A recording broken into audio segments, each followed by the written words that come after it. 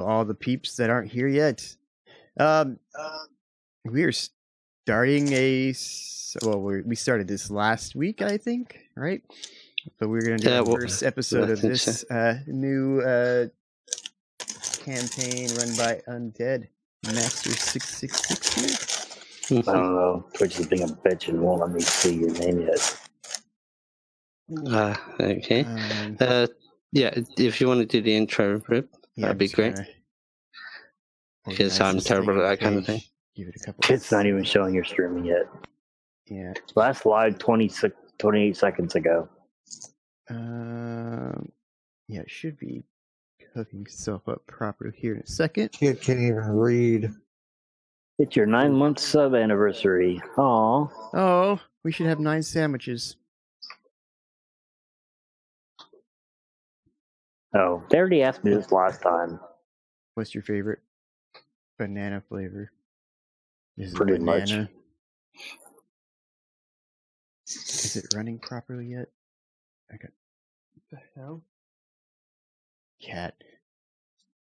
Okay, it should be up, right? It doesn't seem like it's running on my channel either. Broadcaster, fuck you. All right. Well, I'll go ahead and see what I can do as far as an introduction to what we did last week.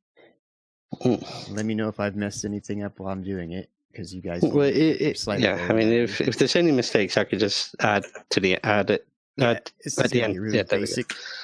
Yeah. So, Who's got sound? Map to where we were by chance. Where the town, the estate was.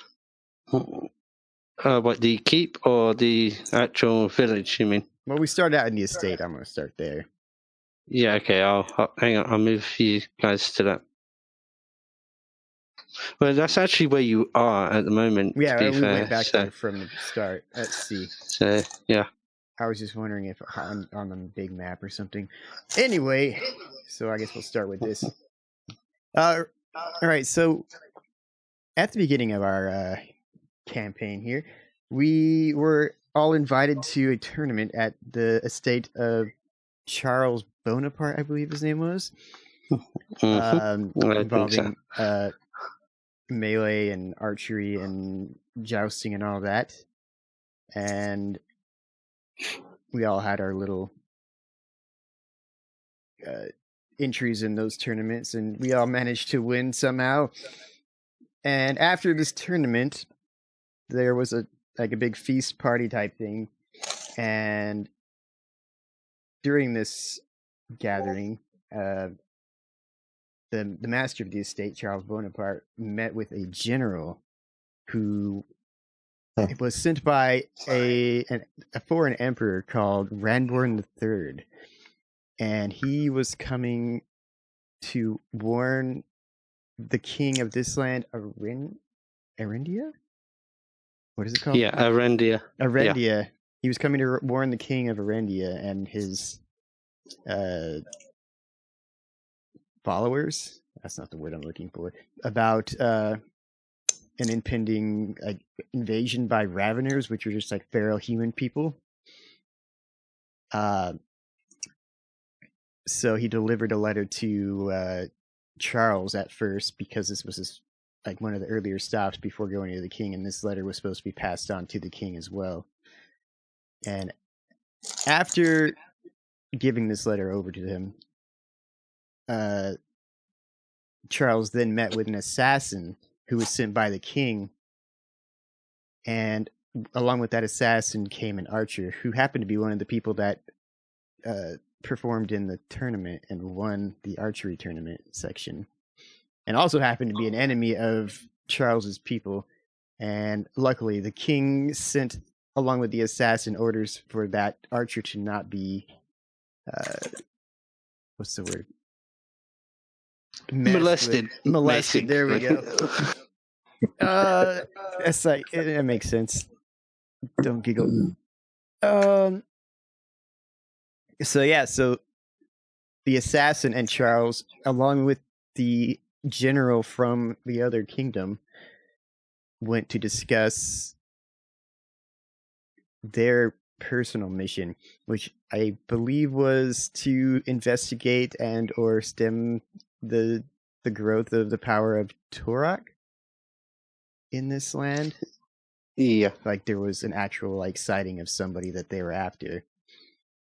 And while discussing that, after leaving that the study of Charles, an assassin who happened to be the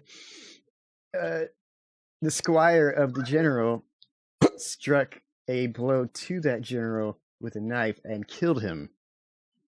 And as the archer and Charles tried to stop him, he ran off trying to escape the estate. And this like upset the party a little bit.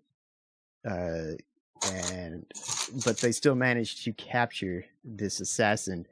And upon being captured, he tried to kill himself to keep his information to himself, but was thwarted by Charles's healing magic, though not entirely successfully because his brains was all turned to mush. And they took the mush-brained guy down into the dungeon to interrogate him, and you may have gotten a little bit more information as to the closeness of this undead-ish type like invasion being a little bit more close than they had been led to believe. So these Raveners were much closer. But that's about all the information they could get out of this guy, because he messed up his brain trying to kill himself. And it turned out this invasion was way closer than they had imagined, because as this investigation was coming to an end, they could hear from the city nearby that is under the protection of this estate the sounds of just massive destruction and fear and like just a battle going on, basically, which set Charles to bring his paladins together to go out to that city and protect it. And along with him, with the mission of finding this minion of the evil dark god Turok, the assassin and the archer went. They didn't have the entirely the same mission, but it did match up. And as well as that, one of the other people who was at the feast, the person who won the melee, a giant barbarian man, decided he was going to tag along because with this interrupted his feast. With this battle going on outside, the feast that they were having was going to be interrupted, and he had just spent that much time winning the melees, and the only thing he likes better than to fight is to eat and drink. So he went along with the party of paladins, the assassin, the archer, and the cleric leader of this town. And when they arrived at the actual town, it was burning and covered, just inundated with all these little feral human people, just tearing stuff apart. The town burning, the church in the middle of the city, it's like ablaze with black fire. And they did what they could to protect the people, but there were so many of these little feral people that all they could do was just try to hold them back while people tried to escape the town. Seeing how bad the situation was, Charles, the guy who runs the estate, the lord of the estate and the town, decided it would be best for every surviving person to retreat to a more safe place. And most of them, the people that went with him, while either dead, or the ones that weren't dead, decided they were also going to take that path, including one paladin that managed to survive. The barbarian, too, was going to flee, but noticed something out of the side of his eye, that the archer and the assassin were going towards the church instead of leaving, which caught his interest. So he approached there. And in that same time, there was a person summoning like ethereal animals who also had a reason to join this fray and sending a snake into the church as well. All of these characters kind of convened upon the same point with different intentions, but the same enemy. The archer and the assassin noticed within this church a black robed figure and an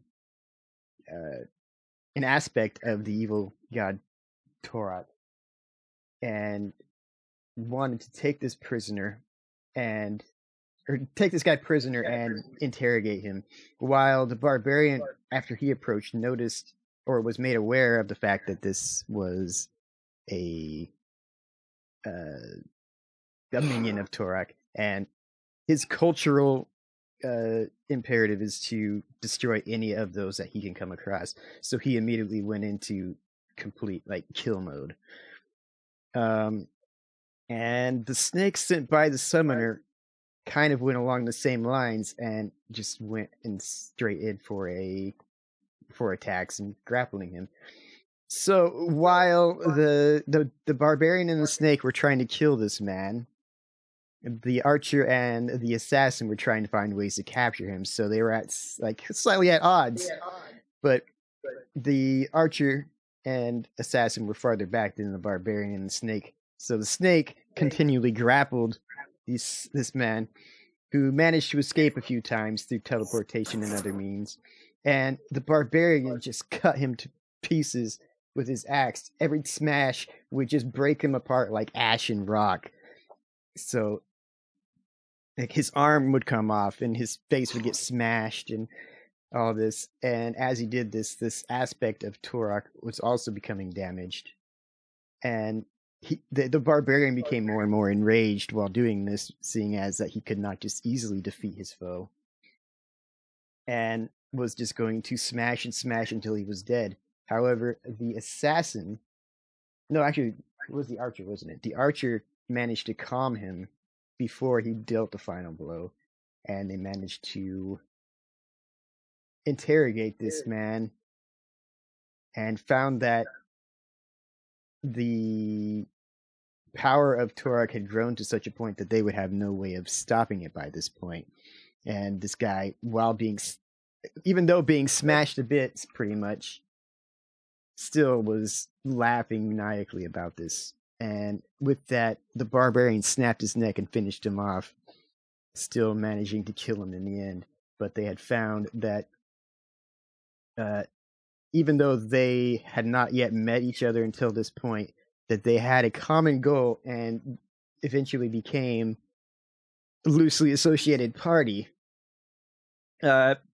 Within this church, they found the desiccated corpse of the priest of this church with his heart removed. So before leaving, they managed to take him and his gear, and they went off and buried him in a proper burial. And afterward, they all went back to the estate of Charles Bonaparte to regather themselves. And that is where we left off last time. So we've got a vaguely defined party with vaguely similar goals as to defeating this evil god. But as far as like solidly being on the same side, that's as close as we've gotten. I gotta say that was very well specifically. But just one thing, which was the entire village was desecrated beyond sort of like redemption. It's now unholy ground. Okay, yeah. It's basically deeply corrupted. So,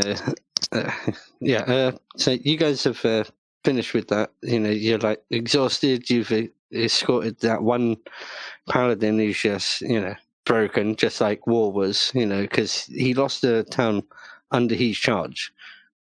He, you know, that is a big dishonor for a knight of Erendia. So, you know, he's basically his honor is now diminished quite considerably.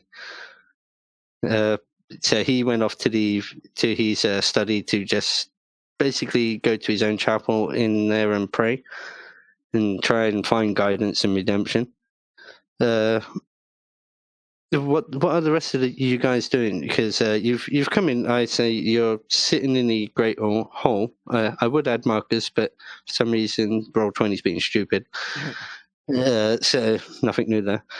But yeah, so you guys are in the Great Hall. What do you want to do? I still need to find a store to buy a better bow.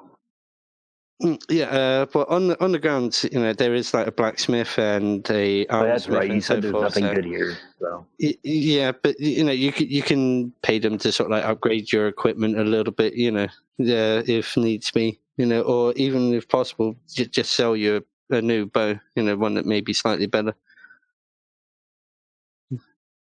So, I there's guess I could see if there's any good short bows that they have.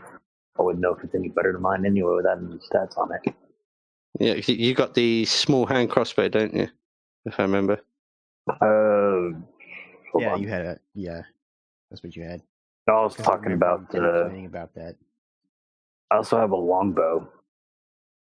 Well, the longbow would ultimately just be better than the small hand crossbow for sure. No, I have that on my other character for the other game. But if you want to buy a longbow here, you can do so. This may be the wrong character. Yeah, the wrong character sheet. Well, the image is different, but But whilst you're sorting Yeah, this is not even the right sheet, dude. Yeah, I was thinking, hang on, why are you the archer? I thought Cy was the archer. You should be an assassin. Yeah, give me 1 second. I gotta bring up the right fucking page. Shut up, rib. Oh, I gotta deal with my cat real quick, so I'll be back. Okay.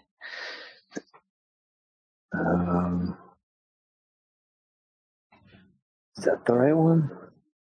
I don't know. You should be a assassin if I remember correctly, because as I said, Cy should be the archer. Open and link.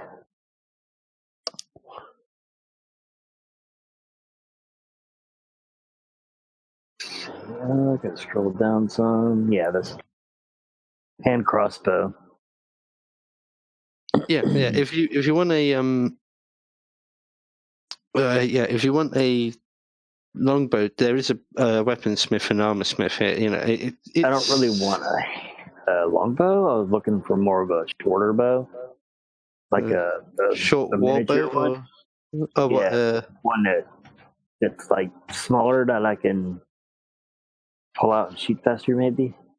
But if you want them to try and improve your weapon for you, like just general improvements, then I say, what's the current stats for it at the moment? The hand bow, the hand crossbow. Yeah, I'm just gonna look that up for a second because it's got my phone as well as the attack bonus +8, range 30, ammunition bolts 1d4. Hang on. I say if you pay them like 100 gold, about 100 gold, they can improve the how tight the actual fittings are. Between the bowstring to allow for a D8 attack instead of a D4. Holy crap! It's a hell of an improvement.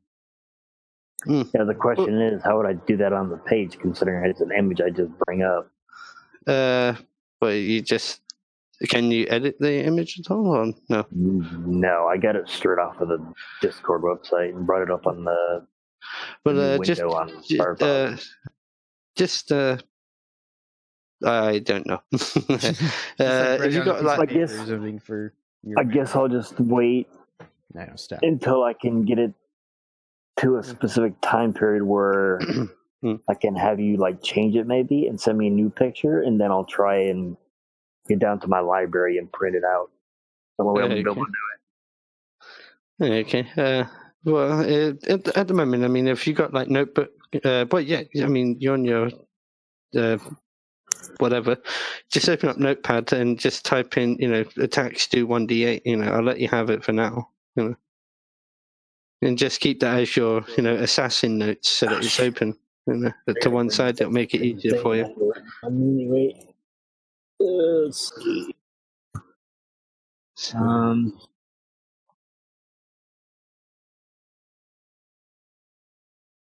No.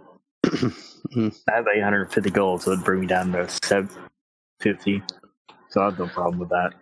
Yeah. I mean, that's the thing. If I'll say sort of like the weapons that you currently have are just standard weapons. They're not maintained.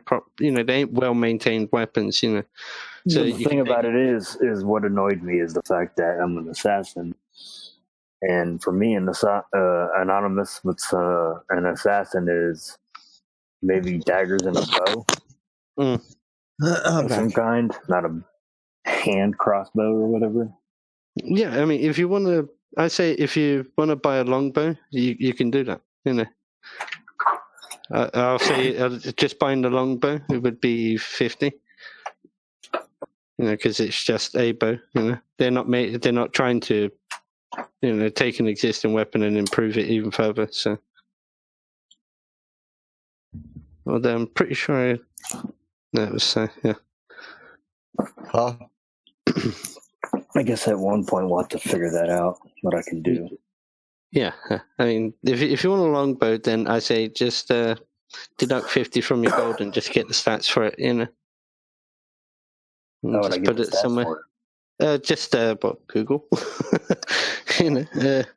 Pathfinder longbow. I mean, Someone tell me when it's been 5 minutes.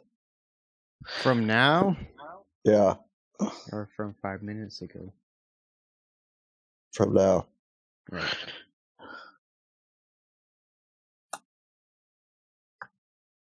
Yeah. You see, it actually says it costs 75 gold pieces, but fuck it, I said 50. That's what it'll be.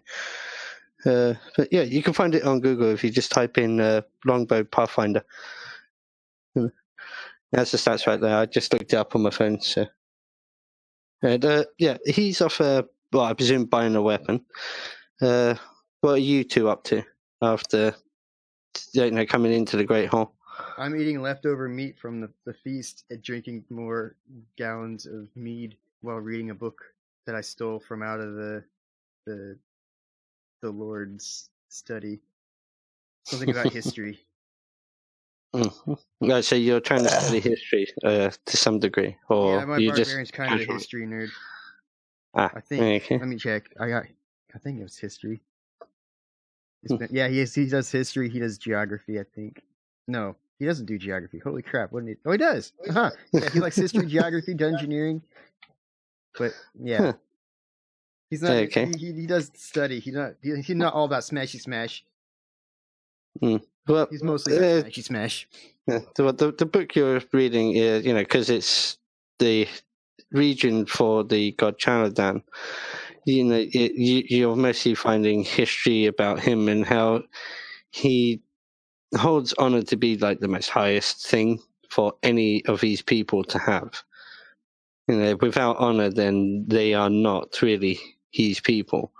I'm gonna take it and make it like I'm gonna bend it in Big's head to be more the honor based on his own idea of honor, rather than the idea that is held by these people. So it's more about the honor of defeating your enemy and crushing them. But he still feels he gets the idea of it anyway. What about you, Si? What are you doing once you get back here? I mean, well, whose house is this?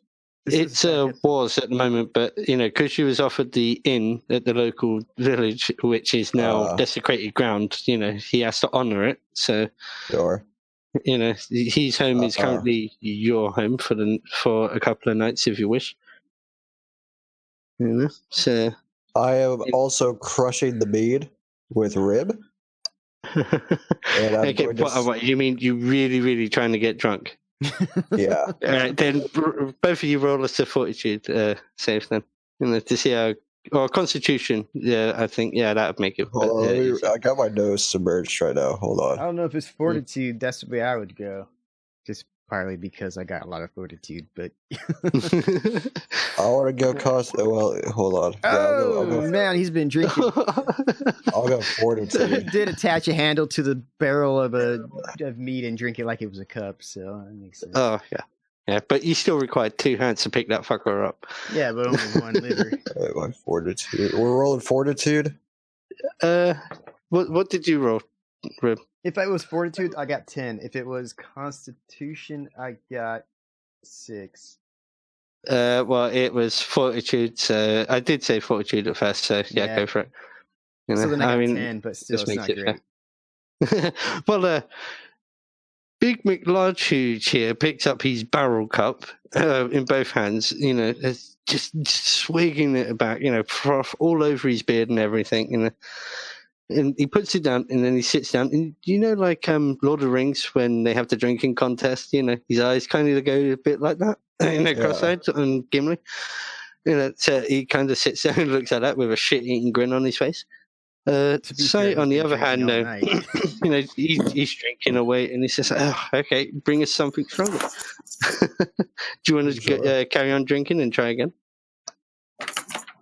See how sloshed you actually get. If you want to, you can stop there and keep going, you know, until you shit faced. You know. Are there any potted plants around? Because I think Big is gonna have to go drain the lizard a little bit, and then come back. He's gonna go drain his leg. So he doesn't want to go to a proper place. He's just going to a place that has like dirt. That's why a potted plant would be the first place he would go. Yeah. There's like little sort of like rooms where, you know, the people can leave the dining area and go tend business kind of thing. How many minutes has it been? It has been almost 5 minutes. Okay. Just about a minute before 5 minutes, so 4 minutes. Side there, you start to feel the effects of the alcohol, and you both get this sudden urge to start singing for some reason. Do you want to carry on? Well, actually, Big McLarge Huge, can you give us another roll? Let's see how pissed you get after this one, because you're already pretty drunk. Wherever I'm peeing, I was getting totally pissed. I'm getting 5 pissed. Yeah. After you start finish peeing, you know, that's urge to sing just completely wins out, and you start singing absolutely fucking terribly. You know, you see the servants even wincing from some of the off-key notes.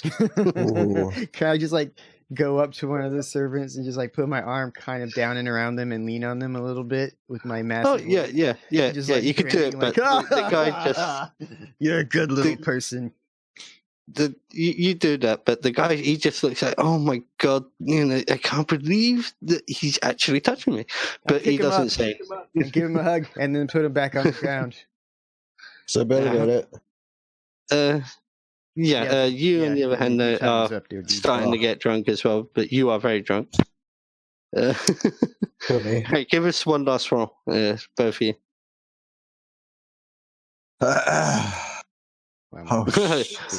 No, you're perfectly fine after that one.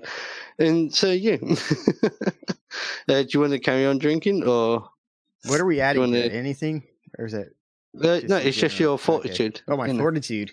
Oh, in that case, holy crap. I got like 28. Yeah, you're both perfectly fine. In fact, you actually start to sober up, and you're like, why did I just hug this scrawny little piece of shit? No, I'm in a good mood. He's not like, why? He's just like, I'm happy. Other than like what happened the other night, but I had a good drink. And I belched it out. Yeah, do you want to try carrying on, or are you gonna head off to like actual get some rest? You know, I think it is very late in the evening. You know, well, I'm gonna go grab. I don't think I'm quite ready for bed. In fact, I think I kind of want to start searching through Charles's things. Oh, what, you're gonna stealth up there into his? Or are you going around the house? Well, while he's doing that, I'm going to grab another piece of meat and go off to find a place to sleep. Take a look at that. Sure is. Yeah, you can use that, bud. All right. As long as you got the stats for it, that's cool. I couldn't find any, but it was under Shortbow Composite for Pathfinder OGC underneath images that I found. Right. Screw it. Just make it a 1d8 in a critical ×3 type piercing, range 100 foot. There you go. You got to give me a second before you give me those stats again, because I'm not the right up now. Okay, man. The longbow is like 5 fucking feet, and that was 3, so I figured that's a better trade-off. Well, I'm just giving you stats for longbow because or how tall my character is. So I think it'd be kind of awkward to pull out a 5-foot bow off my back. We'll say it's like 3 to 4 foot. Kind of like a short war bow version. Well, the one I just sent you, that you said I could have, is a 3-foot. It's a short bow. Okay, but okay. I'll look up the stats for that in a second and give it to you. Wait then. And the short bow. So you're going to go searching through stuff. So what did you do? You stealthing and then go into one of the rooms, or? Yeah, I figure out if he has anything of value, like a family heirloom, it might be in the family room. The family room is actually where he currently is. It also houses the family chapel, which is the center point of the family. Religion being very important in Erendia. Sure. Which means there might be some stuff to kind of try and steal if I could sneak around it. Well, war is in there, so hang on, I'm going to have to pull up his stats. Yeah. All right. Andy's in chat watching. So he's like he's super depressed, and he also might be really pissed off. Hang on, I got to find these stats. I can't screw him over like that because that's just I'm not that cruel. I could be, but I won't be. Jeez, what? Where the fuck is just? Never mind. No, that's not it. It's a fucking Pokemon for some reason. Stats of Pokemon. Yeah, man. Lightning attack. What? You're eventually gonna have to find a way to print out some of them Pathfinder pages blank, and then use a pencil so I can erase shit and rewrite shit when we level up and stuff. That's the wrong fucking character sheet. Fuck's sake. That's fine. We're only in 2 games and we have too many characters. Or do you want me to roll a stealth? I'll roll a stealth. Yeah, please. Sorry. I'm trying to make this fair. So Oof.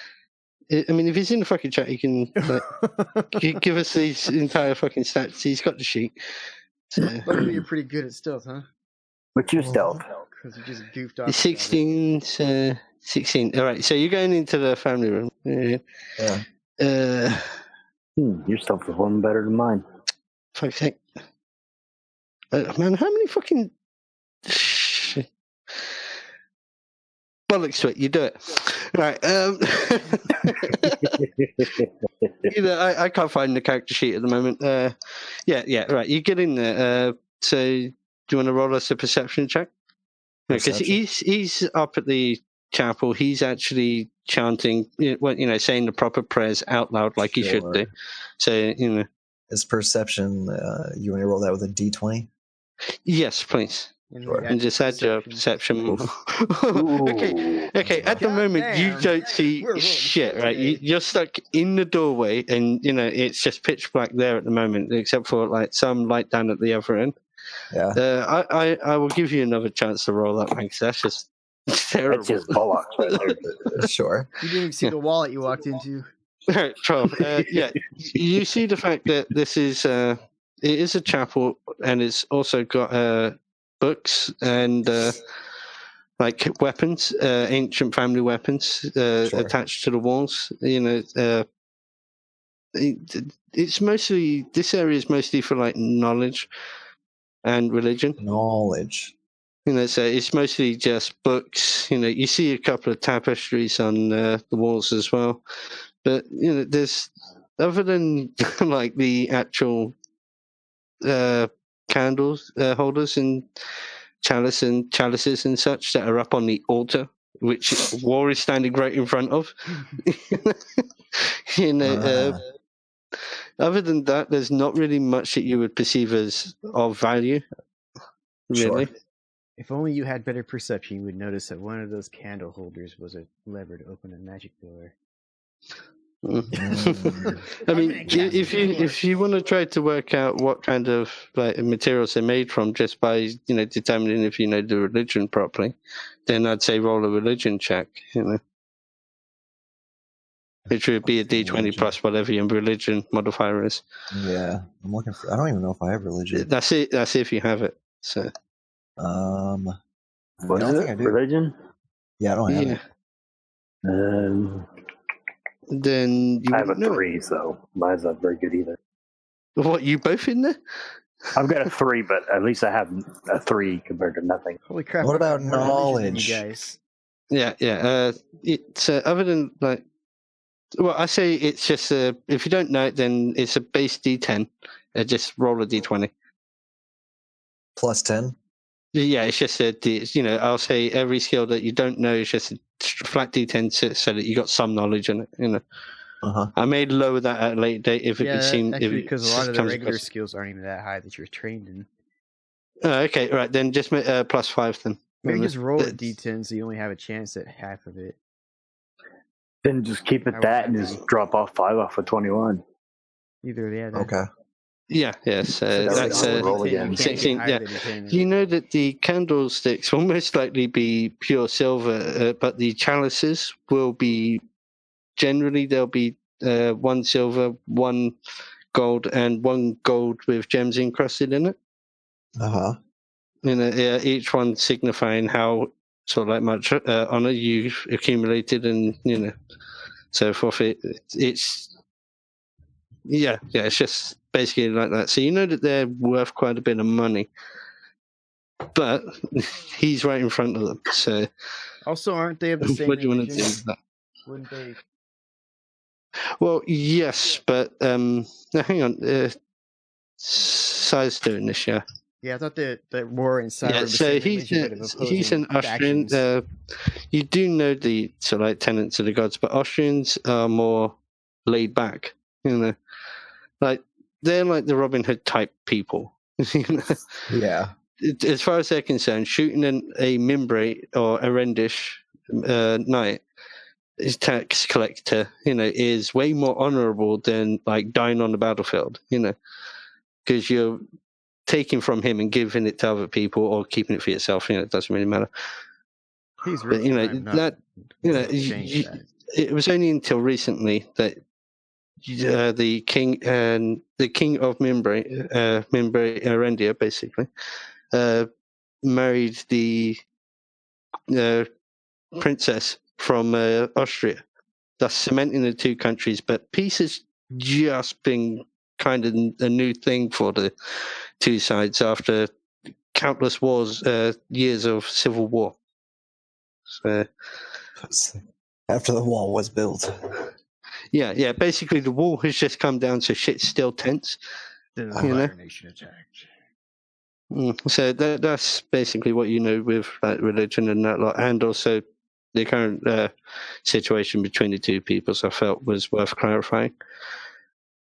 So, are you gonna try to get up there and see if you can move closer? Well, I mean, you could try. If you think you can stealth your way up there, then you can try. But it's entirely up to you if you want to go and try, or leave the room and try and search elsewhere. Weapon trinkets and 3 gold keys for Borderlands 3 for me. You know what? Yeah, I'm gonna try and get them. What, you're gonna try and get up there and grab one of them?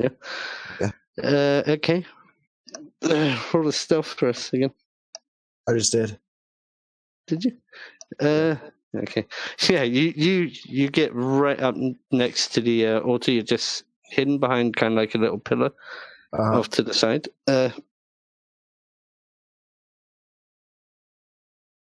Sorry, I had to clear my throat. Yeah, so you're just up there. I will actually use my thingy to test that. Where's my dice? You need to keep your thingy in your pants. That's rude. No. I got a dice roller on my phone. I know I really shouldn't, but I like to roll it there.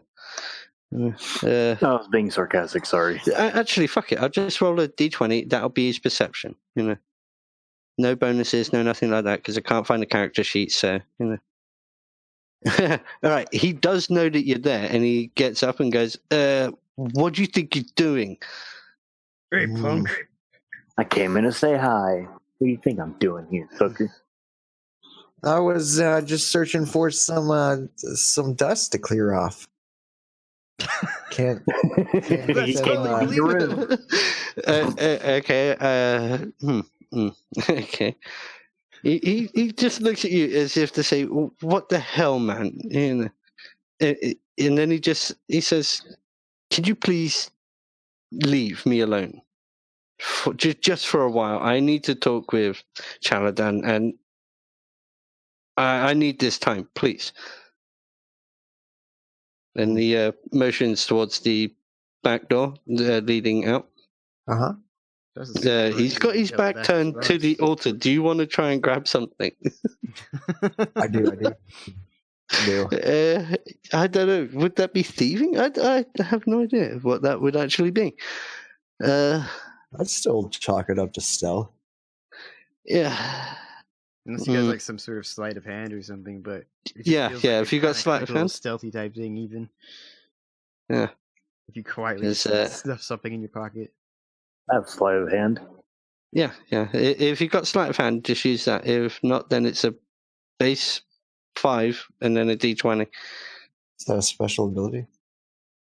Yes, it should be at the bottom of your skills tree, pretty much underneath stealth or above stealth. Above stealth by 2. It'll be stealth, spellcraft, and then sleight of hand above it. Yeah, I got that. So roll a what? If you've got that, roll a d20 plus add that. No, I don't have that.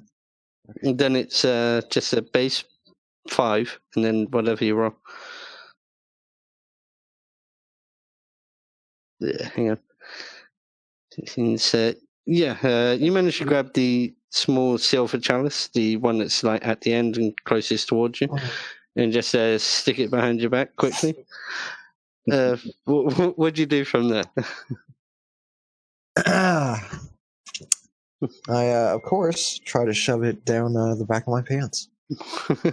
well, it's there. I say it's just done, But I mean, you stay in there or leaving? No, and then I walk out because I got what I want.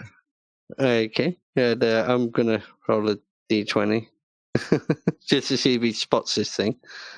It's like one of the servants just sees you walking weird. Nope, he doesn't notice it's gone, and he kneels back down. He kneels back down, and he's like, "Oh, okay," and he carries on just praying. And that's as you leave the hall. Yes, you just brought a short bow, which I was just, which I'm just going to get the stats for you for in a second. So after you've done that, what do you want to do after that? To drink more, of course. Celebrate a little. Okay, so you go back to the hall. I say you're still sort of like pissed as a fart, or a fart as a piss. Okay. Went to sleep.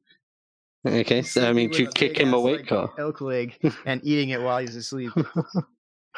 Do you leave him unmolested, or I mean, do you walk up to him and kick him, or wake him up and say, "All right, let's carry on drinking," or are you gonna just drink by yourself?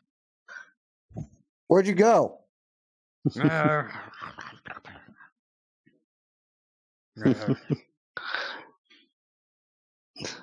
What? So you wake him then, or? I'm in my sleep, by the way. Come here. He's not awake saying it.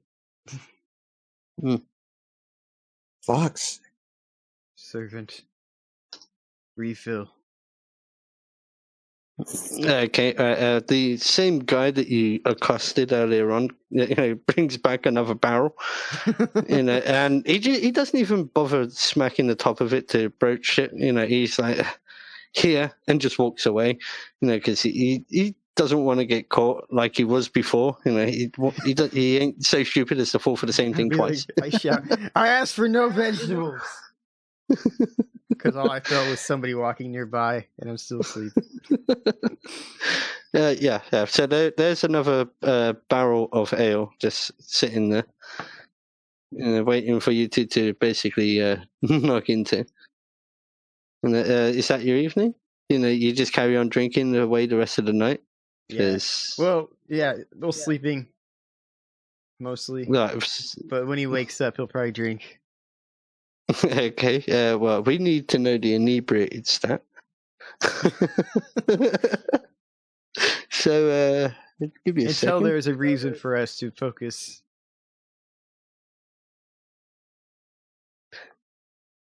Yeah, there we go. Search that. Drinking rules. There we go.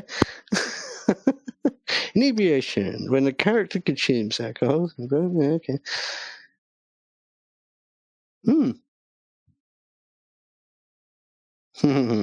Okay, that's good to know.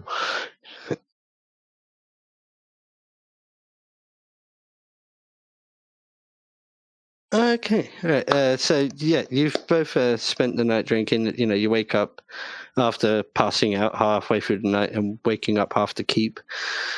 Decide, to carry on drinking.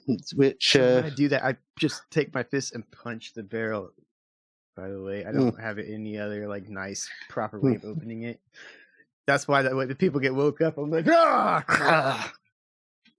therefore waking people up. But I was right. It is basically a fortitude save, so that's pretty good. I hope the stats for the bow came across to you.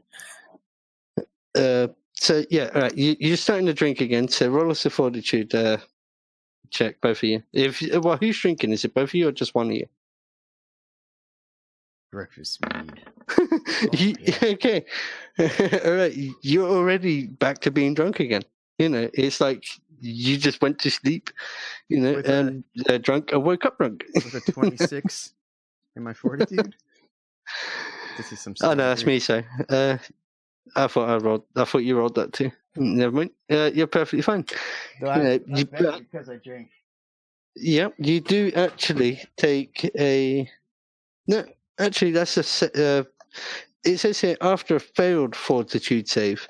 At the DC, the beverage being consumed, I just set it to whatever, I feel appropriate. Pick up the barrel, drink it till where it pours over my whole face, but most of it goes in my mouth, and I toss the barrel aside, stretch. Morning. Okay. Well, I presume you've all sort of rested up, so throughout the evening, all of your hit points and that lot is back. As you guys are there getting drunk, having breakfast first thing in the morning. War comes walking into the hall and looks around, noting that there's only you guys and a few servants there. He walks up and says, I spent the night communing with Chaladan, and my honor is basically gone. Yeah, you ran away. I have to earn this back. I do have to deliver a very important letter to the actual king of this land. I could do with some people coming along and as an escort to. I mean, after the recent attack, I want to guarantee that this message gets to him. And you fine fellows and the Lady Summoner there have proven to be quite effective. Would you consent to joining me on this task? What's the reward for such quests? Well, I don't know personally, but I'm sure the king will amply pay you for services rendered. All right, let me just write this down. Ample payment. Can you sign this for me? Well, he cannot because he is just a lowly lord, kind of like a. No, this is more of his word. He says his word that you would amply pay me. Yeah. Okay. Roll it. His end of the contract. I crush him. Roll a persuasion check. Or would that be intimidate? I don't know. Because you said if he doesn't pay, you crush him. I wrote that part down as well. If it's what was it? Intimidation, then it is.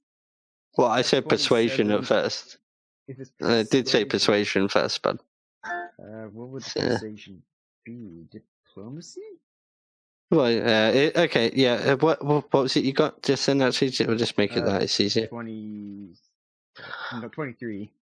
23. Yeah. He's like, okay. I not only give you my word that you will be paid for your services. Anyway, I will also sign a small contract to the, to the word, which then sends off for a scribe. Or Charles Bonaparte part is crushed. Signed, Big and Charles. Signed, Short and Big Fat Butt. This is a very well documented contract of him getting crushed. No, he doesn't agree to the crushing part. He's already sent off for a scribe to say you will get payment for this, and the scribe comes back with the parchment. With just like a line saying signed, and then he puts his name on there. And asks you to to put your signature to it, and then that's that. Contract signed. I suppose he'll still have to deal with the kingdom's contract rules. Mm-hmm. Though I might crush it anyway if he doesn't. Yeah. Okay. So, you do all of you guys agree to travel? Yep. Contract is signed. I think I have to do it. But he tells you it's going to take you on horseback going through the horrendous forest with how dense it can be. It's going to take you at least 4 days to get there, and you supply upon rations to last you 5 days, so that in the case of something happening, you're perfectly fine. You got enough to get there and make do. Why can't this be like Rock's game where we just automatically have food? Yeah, that's what I was just saying. But he's just mentioning the fact that it's there. Oh, okay. Yeah. I'm trying to make it. I thought you were saying flavor text. Shush. No, flavor text. I need a slave to carry my food because there's just so much of it. No, it'd just be like standard traveler's rations. Don't you mean need about 50 freaking vehicles to carry your food? Well, no, you have a pack horse with you as well, for carrying essentials like cooking utensils, and so forth, because you've already got your horses with you. It's just stupid to have them laid down with you and all of the extra gear. When it comes to a swamp, I have to carry my horse through it. Yeah. Seeing as your feet almost touched off ground, anyways. I mean, when you're all in the courtyard, just climbing up on your horses, and Big Mac Large Huge is the last one to climb up. And the second he gets on the back of this horse, it looks to the rest of you with this reproachful look that says, "What the fuck has just climbed onto me?" It's a living. And he shrugs. Honestly, we could just crawl up on him and he could walk there for us. Yeah. I mean, you're so big that you could literally pick up the horse and just carry him, and it would, wouldn't change anything. But yeah, so you've all mounted up. You've got all your provisions ready. And you head off. Hang on, I just got to change the map because it's just the technically the world map at the moment. Now I've got to go to. Right, so you guys are currently. I have no idea if that's pinging. I don't think. Pinging on my side. I see nothing. Hang on. Freaking thing. Well, it's great. Lake Malaran is where you actually just currently knock off. I got it. Yeah, yep, there it is. Just, this thing's been absolutely stupid for me tonight for some reason. The place where you're actually needing to head to is Vo Astra, which is near Wildan Tor, to the north of you. North. Oh, here. Okay, I see it. Yeah. That's where the capital is, where the king and ruling queen are currently situated. You guys start going northwards. You enter the woods, and as soon as you do, it's like an instant change of scenery. 1 minute it's clear open fields, with like a few farmers and livestock here or there. And it seems all nice and pleasant. As soon as you enter the woods, you just get this gloomy feeling all over you. You look at the forest; it's dark. There are rays of sunshine coming down, but it's still subdued. It's like everything has a dark green and grey overcast to it. And as you're traveling along, and who's the other? Sai. Cyron. Chicken butt. No. They get into a heated debate about the state of the forest. And do you guys want to, Big McLaritude or Haley, want to ask anything about the actual forest itself? Where are all the bees? Where's the beer? I don't know. Rib, what's your question? I don't know. Large animals. Well, no, I'm just asking if. War says to you, well, there's no real large animals, but there is an actual small mountain, not really that far north of the river. Sometimes the monsters that actually infest that thing do come down into these forests, and they can be particularly bothersome unless hunted down. There's like wild horses, with teeth and claws. Sounds like a cool toy. They hunt. They hunt anything that moves. Basically, if it's got a heartbeat, they'll find it and eat it. Sounds like Rib wants to walk up and punch it. I need another trophy. They need more food. I need a trophy of everything. Of particular concern in this area, though, is the Algoros. They are basically offshoots of trolls.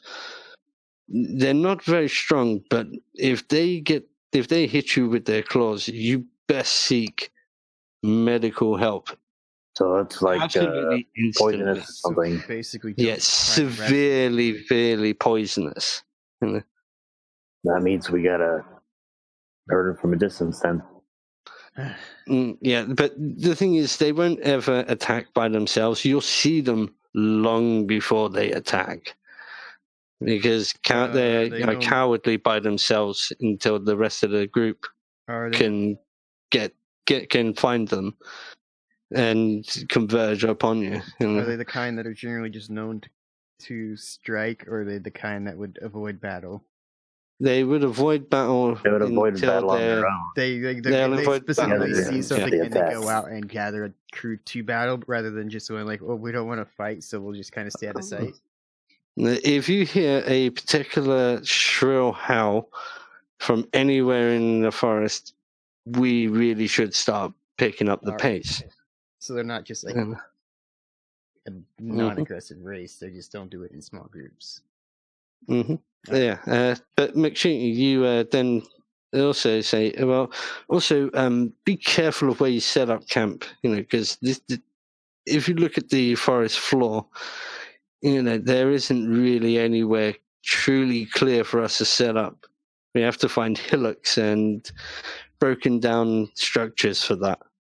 And with that, you look down at what he's pointing at, which happens to be, well, at first it just looks like a couple of twigs sticking out of the ground, but then you notice that it's actually a human hand gripping the base of a dead bush. With his last outcry of agony as he died. But it looks like the ground eats people. No. You point out that because of the Civil War and how many people have died here, it would take entire generations to put everyone to rest. So the bones that are here are never cleared. That means there's so many fucking people. It's ridiculous. Would we be sleeping on just the corpses of people, or is it like undead? And then no, it's just dead people. So it's awkward. War. It was just war, but in the forest. But it's just like it's not so much dangerous as it is awkward to sleep on corpses of people. Whoever, if you want, you can all give me a perception check, if you wish. Okay, let me find my little perception button. Are we all rolling it? Whoever wants to roll it. Yeah, okay. Is anyone else rolling? Or just you?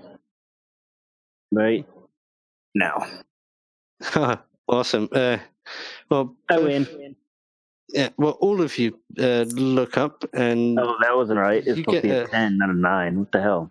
No, Cyrus. But it doesn't matter. So you okay. got 27.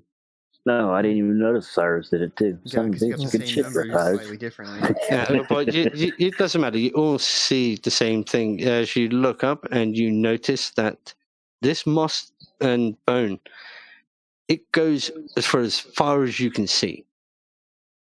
You know, you look all around and it's just everywhere. You know, and you realize, man, this war should have ended way sooner than it did. Because of the fact that there's just so many people here, they should all be dead. Yeah. There should be no population left. Pretty much, you know, I mean, it's like generations have died here, you know. But there's still sort of like, because of the serfs and constant people coming in, it's just plenty of people. Oh, you're 18 years old now. You've come of age. Now go out to the death fields and die. As is our tradition. No, it's not like that. Yeah. So, yeah, you guys also just keep walking. You know, one of you give us all of you give us a perception check. See if you can find a track leading northwards to Varastra. Oh yeah, you find the track. You know, it's the only clear path through the forest. You know, it's basically just because so many people have travelled this route. It's cleared itself naturally.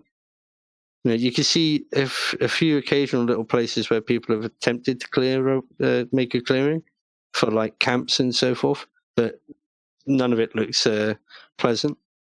It's only just quick little things that people made rather than being well traveled. Yeah. You travel down the road for the remainder of the day, and it starts getting dark. Do you want to set up for the night? Because you do have tents and sleeping bags, you know, all the kind of necessities to set up for the evening. So are we able to find one of these little risen places? Or you can try to clear the area. Just use our foot to push the bones around a bit. Yeah. I mean, you could try to do that if you wish it. You know, it's up to you. But Big McLarky. How close are we to a reasonable camping spot? Well, who's got the best perception? Our highest perception at the moment? My perception is 10. Mine's 10. Mine's 9. So we are okay. Well, that's great. All three of you then roll for it, yeah, because you're all rounded out enough. So roll again. Mm-hmm. Yeah. Mine was horrible that time. 18. Haley and Big McLarge do not find anything, but you, Siren, know where you actually are because you know you've hunted in this forest. Shit! If you know what I mean. We came from it. Yeah. So you know, you notice that there's this place called the Tor, which is a small hill that was once held by a group of Austrian archers holding off an entire sort of like a group of Moonbreak Knights from on top of a hill before being absolutely swarmed over and killed. But you know that it's a defensible spot because it's got one path in and that bit to the raised platform where you set up for the evening. You got a robot voice. So I don't know how to fix that. Yeah, it's getting a little robot-y. The only thing I can think of is to leave the chat and come back. Yeah, that's what I was going to do. One second.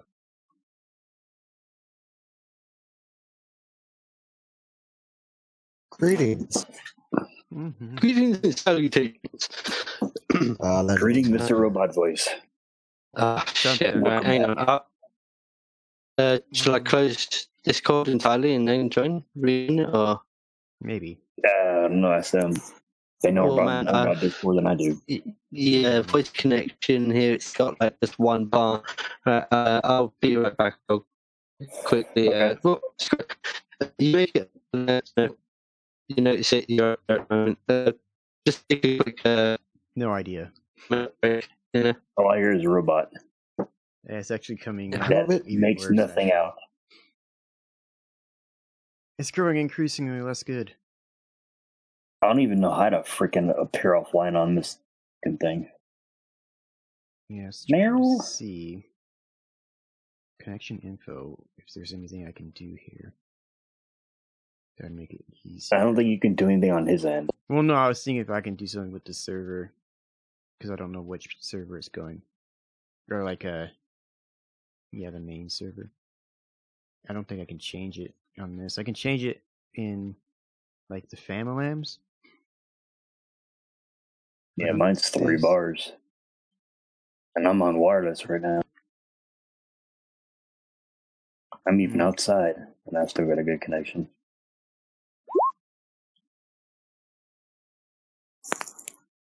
Hello? Yo. Hello. Is that any better? Yeah, it is. Yeah, it's better. Yeah. Loads. All right. Welcome to the power of leaving and coming back. Yeah. Is it switched on? Is it plugged in? I know. And you see the tour. You know that it's defendable because it's only got one way up. It's got a sheer cliff face to the back of it. But there's enough room for you to set up for the evening. So yeah, I mean, do you want to set up there for the evening? Seems reasonable as long as it's close enough. Okay. Yeah. You do get the horses up there as well. I have a horse. They all have horses, if I remember correctly. And we have food horses. One horse carrying like provisions, the rest are actually carrying the party. Well, that horse is carrying my food. Even his character's so hungry, he's really eating food. Mm-hmm. You can see it. Rib is actually eating food because his character's hungry. See, he's talking about food and he's already eating. The food's all gone already. I had a snack. Yeah, so I presume you build a fire. You set up your tents. You've got everything you require. So what do? You sit there and cook and chat, or do you head to sleep, or what? I don't know. Is there anything? Because but basically, think of this as like the party cool down session. You can sit there and just chat amongst yourselves if you wish for like a little bit. Or whilst you have a meal, or you can have a meal. Say you have a meal and you go to sleep, or whatever way you want to do it. I mean, we've been going at least half of the day. So we got to eat something, right? Keep our strength up. Yeah. I mean, I eat conservatively and only eat 2 rations worth of human food. You're gonna have to eat enough to actually keep your. Yeah, that's what I say. I'm trying to try to keep it. Yeah, but there is appropriately sized rations for big, large, huge here. Well, still, he could eat. There is. Are you sure? He's still trying to hold back and eating like anything overboard. Mm-hmm. He's not incredibly stupid so much that he would eat past like the necessary, but he eats a lot and either way. In a normal situation, he would eat like 3 times as much as he needs. I don't hear that right now. Okay. So, but you eat like 1 ration, and the reason why I'm doing like the ration thing is because it makes the world a little bit more fleshed out. It's like, okay, we're gonna have to think about provisions, and things like food and water and so forth, just to give it a little bit of flavor, Else the world would be, you go from A to B, you do it fine, you don't have to worry about buying food and that. No. Doesn't seem right to do it that way. So, but I'm just going to wait for Thingy to get back before we carry on there.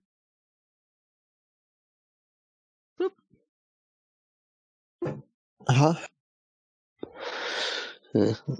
So, I presume that you all sit there and have a meal, but when it comes to like camp, anything specific that catches my interest. Yeah, that's what I was going to say. When it comes to like you setting up camp for the evening, you feel free to if you want to sort of like get to know each other's characters like a bit better, then you can sort of like talk amongst yourselves, or you can just say, "My harpoon to Kraken." Have you harpooned a Kraken? It doesn't matter. I would assume he has. If there's a Kraken, he's done it. He was spent so much time at sea, and he's tried to kill every animal at least once, other than a bear. That time you walked up and punched the Kraken? Well, no, you haven't walk up and punch the Kraken because yet, it was in the water, but otherwise he would have.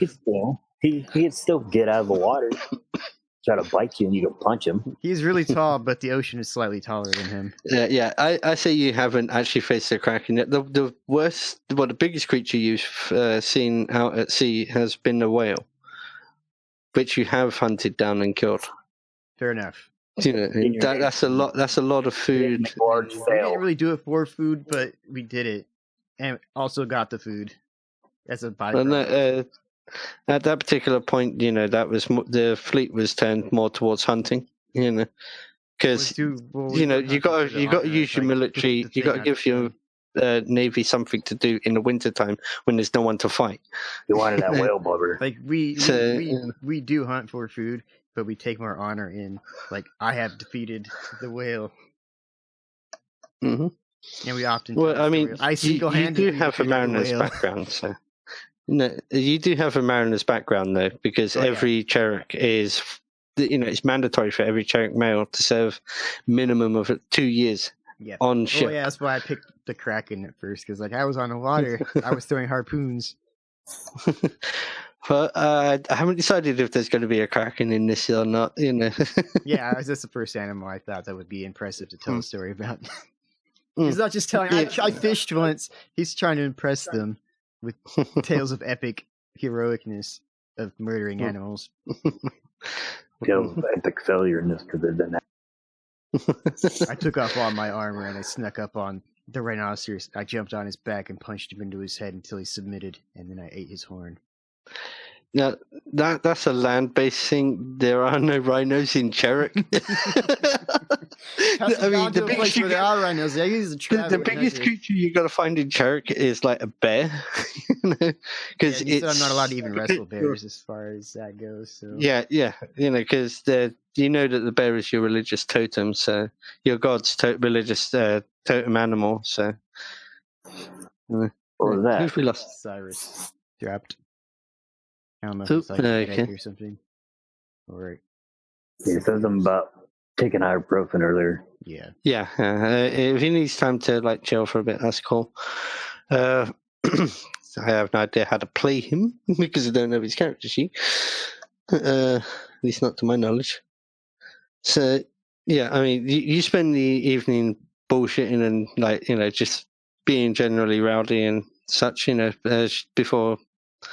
I mean, what, do you just go straight to sleep or what? I guess when it quiets down, I go and curl up and sleep or something. What about Haley? Yeah, sleep. Okay. Well, I'm not going to punish you with this. Sai here, because he's disappeared for a moment. He takes first watch. Can't explain this to you. If you know, if you're at camp and you're not on watch, no kidding, anything can happen. Nobody. How am I supposed to know that? Yeah, I know. That's the reason why I'm not going to punish you. I mean, if all three of you had said that, I would have gone. Yeah, okay, all right. This is the possibility of what can happen if you don't take turn, you know, on watch. You know? Well, why don't we just put up traps everywhere? Big doesn't really take that into account because often he travels alone, so there's nobody to watch. So you see, I need size stats because I need to know his perception. He's got 10. Or should I just 10 perception? I think it was. No, was it 9? I thought it was 9. Okay. Yeah, he's less than we are. I'll roll for him 7 plus 9. Yeah, he's 9.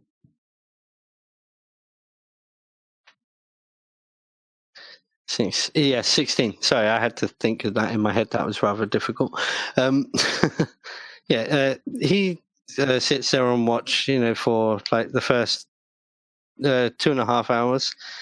Who would you want him to wake up for the next watch? No, fuck it, I'll do it. Okay. He then proceeds to wake you up and say, it's your turn to go and watch friend. Yeah, before bedding down himself. Hey, that's gross. He's bedding himself. No, bedding down. Take himself to bed. Jesus Christ. He wakes up pregnant with his own child. What the hell? How the hell did I do this? No, all right. Jokes aside. That'd be funny. Yeah, jokes aside. Give us a perception check. No, do this right, you stupid button. Thank you. There you go. Can't get any better than that. I'm 30, so. Cool. You get like an hour and a half into your watch before you hear a snap out in the forest, followed by what sounded like a hiss. You know, just off to the side of the tor. What do you want to do? Go wake up Big McLarge's butt. What? What is it? I hear noises. The outside again. I hear noises as someone broke a branch, and I hear hissing. Yeah, this is outside. And we got to deal with it. Ow. Oh, it's his internet. Noises. Okay. Right. Well, we can wait till he comes back if you want. And because I'll say you two have woken up. I mean, is it just you two, or are you going to wake everybody up, or?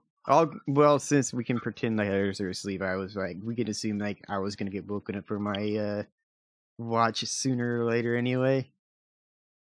So he's like, I might as well wake up the guy that's gonna wake up anyway. Maybe. Yeah, we'll just do that. It's not seeming that drastic anyway. I don't know how important does it seem to him anyway. Well, no, it was just a noise, and you can't tell whether it was like a animal or a monster or is human or anything. Right. You know, well, it was just. Why the hell did I roll a 29 perception for nothing? Can I roll a nature check to like? What do you have? Dark vision, Haley? Dark vision, where'd that be at? It would be somewhere on your character sheet, somewhere. That doesn't tell me where. Well, you're a human, so humans don't. Yeah, we're all I am a human. Yeah, I was going to say humans generally don't, but if you want to, I can say you can give yourself temporary you can't dark vision you can give yourself temporary dark vision, but all you'll see is black and white. You won't see color. I got use magic device. Wow. That mean? No, with this, it's you're casting a spell, which is a D100. Roll above 90, it's critical success. Below 25, 25 and below, and it's a failure with subsequent consequences. So that is always an option to the characters. You know, you can enhance yourself temporarily. Fail. Actually, no, you succeed because that's above 25. You didn't end. Fair job. If you'd got above 90, if you got 90 or above, then you would have done. You'd have done this even better, and the spell. That's the first time I've ever hit a D100. I've never actually used it ever on any of these games yet until now.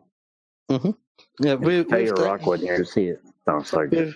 With that, you give yourself a dark vision for 5 rounds. If you'd have done it with a success, it would have been for like at least 2 minutes, which is a long time in like things like combat and so forth. It's like an entire 4-hour stream.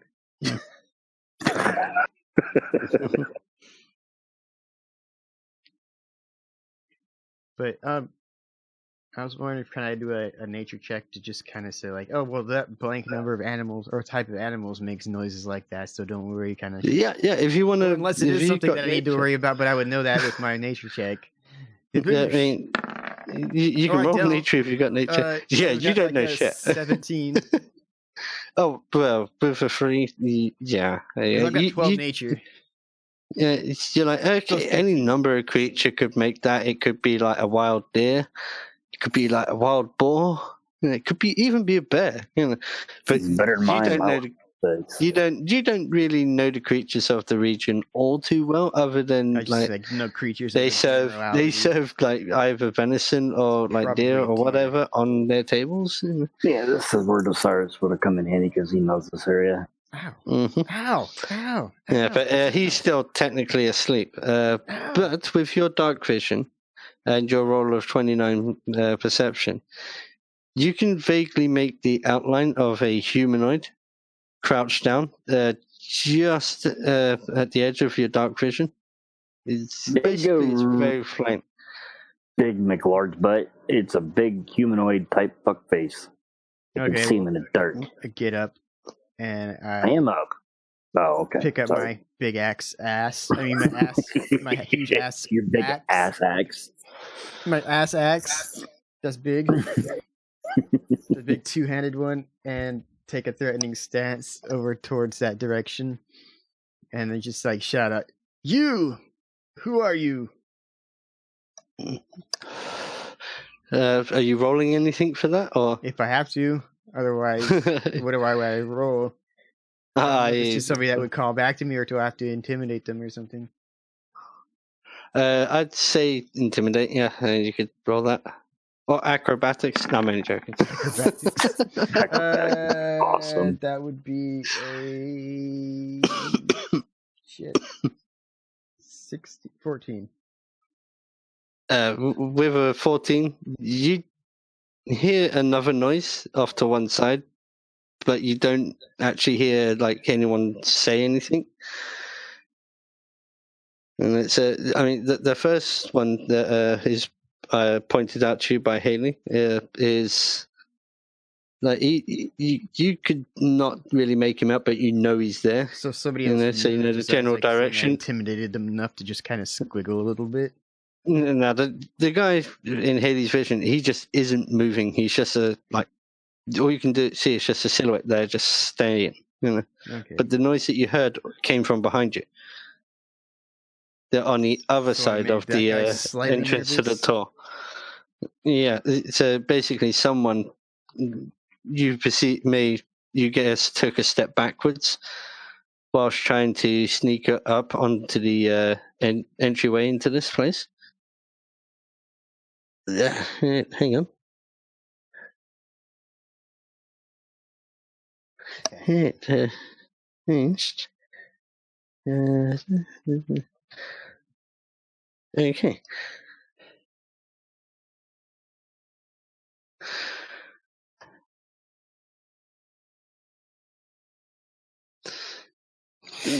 Fail. 13. Right, does a 13 hit your armor class at all? No. All right, so you basically, from that same direction, hear this little whistle, and it's just enough for you to actually tell that there's something flying through the air at the back of your head, and you just duck out of the way quickly as this arrow smashes into the rock that's just right beside you. Do you want to roll for initiative, or have you got anything else? Bear in mind, the rest of the party's asleep at the moment. Except me. Mm-hmm. I guess I'll just be like, shout, because I'd be a little bit peeved at the fact that somebody was shooting me. Like, how dare you, you coward! Okay, and I'll have everyone roll for initiative, and then once we've rolled for initiative, I will then say, okay, we'll take a break there and try and get. You started last week. Initiative. Where's initiative? So I guess if that would be the case, I know what I'm going to do when we get to the battle. There's not even including. Oh, well, I have 3 initiative points. Yeah, but the thing is, though, even you'd have to roll a 20 on your perception to be able to see these guys at the moment. Are we using a total, or are we using a dex modifier mission? It should be just difference, really, unless you have an extra modifier for your initiative.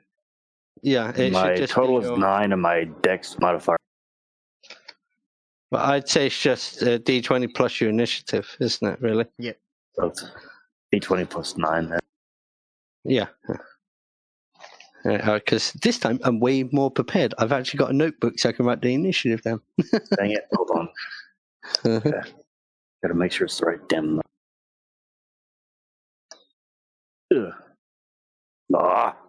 That sucked. Okay, so Rube goes first. Of course. He stole my roll. So hang on, I gotta. You see, yeah, I'm gonna have to use my dice for this one because I can't roll for my guys without you like figuring out numbers and so forth. So before we battle, though, we're gonna take a short break, right? Yeah, and try and see if we can get Sai back into the game. I'm gonna go make a cup of tea while you're doing your initiative layouts. Then. Okay. Go tee it up. Tee it up. I think he's still freaking loud in my ear. Turn him down some more. Mm-hmm. Guess I'll go see. Nope, nobody's typing in this stream.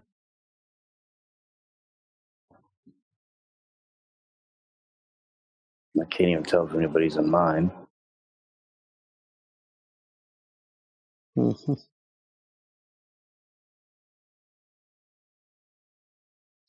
I don't know. I'm hosting him. I don't know what the fuck it's supposed to do, let alone watching it. I don't use Discord. I don't use Twitch that much. I use Mixer. Okay. It's just one more. Okay. You rolled a 10, so yeah. Yeah, Rip stole my good roll, the fucker. Because look, if I had gotten his roll, I would have gotten a 29. See? I always get robbed out of my good roll.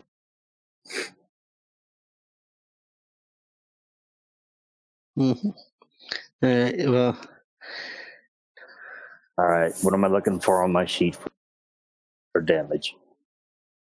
But it should be whatever your. But I did you get these stats that I sent you? What do you mean?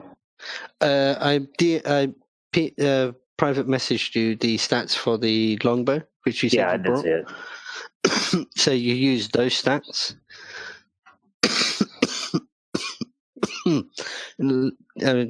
What was your other one? It was the short hand crossbow, wasn't it? I mean, you can still have that, but I'd say firing both would be a bit difficult. So. Huh? I'm confused. Just use the stats for. Well, you're going to be using the longbow, so just use the stats that I sent you for that. For the if you're using a longbow, But if you're using a dagger, remember one of them is a D8. The other are still. What were they? D6. Yeah, D6. Yeah, I mean one of them's slightly better, That's the one with the jewel at the bottom, As the jewel is the pommel, Yeah. Which you could pick what kind of jewel it is, really. I mean, it's part of the weapons. I'd say it's non-removable. I'd say onyx, considering I'm a assassin, so these would be dark and not standoutish. Yeah. Okay. So it'd be a black jewel. You see, you could have even said it was like pure diamond, just and go. Oh, would have been like cool. But yeah, Onyx is in characters. Would try to rob me. Yeah, probably. Man. And then I would have to kill him. Mm-hmm. So, right.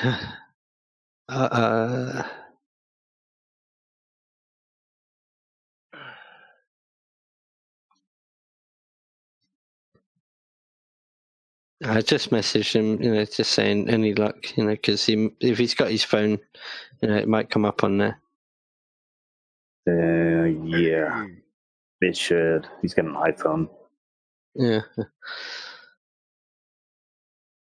Because I mean, I haven't got wall stats because honestly, God, I cannot find his character sheet. He sent it to me, but just take anything that seems reasonable and increase it by 4. It matches his style.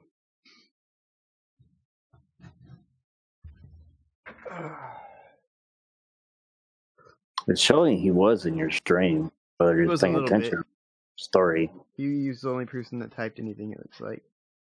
Yeah, he's still in there, but whether he's 3. No, he said it was. But at last, he didn't die, thanks to the Lord of the Keep. Yeah, the guy didn't die. He's just permanently brain damaged. I mean, talk about himself doing all the work. You see, I was actually kind of hoping you guys would have searched him, but you didn't. So, search too. Well, gone through the rest of that brain dead guy's effects, because you said you just grabbed him and threw him in there, I mean, you gave him a general search for like weapons and shit, but you didn't say you did a thorough search. So. I didn't know there was a difference. Well, yeah, I thought a search was a search. I didn't know there was a difference. Well, you got to think people are going to stash away things in like. I'm an assassin. It's kind of Yeah, there is a question about whether or not you have to be like very specific what you say, because sometimes it's just like you search him and it's like, okay, anything that's important, you say like, hey, you found the important stuff, versus you say I get search him and I search him again, then it seems a little weird. I guess the thing for me would be I'm an assassin. I know, but why would I have to say that I'm going to search him when I should already know that it's going to be done? Okay, yeah, but I didn't really think that one. Yeah, don't worry, I didn't really think that fine. Don't worry about it. Well, I guess we'll just figure it out later at another time or something. Yeah. Well, I'll just say that you did sort of like search him. I'll go into what extra things you found at a later point. All right. Because it just makes it figure easy. it out yourself, I guess. Yeah. Because I got to figure a way to the story. Without it fucking. Yeah, because see, I'm an assassin, so therefore I'm going to search an assassin way better than anybody else would. Yeah. Considering I know what they can hide and where they would hide it. Drugs in their teeth. It's better than hiding food in their beard for later, like you.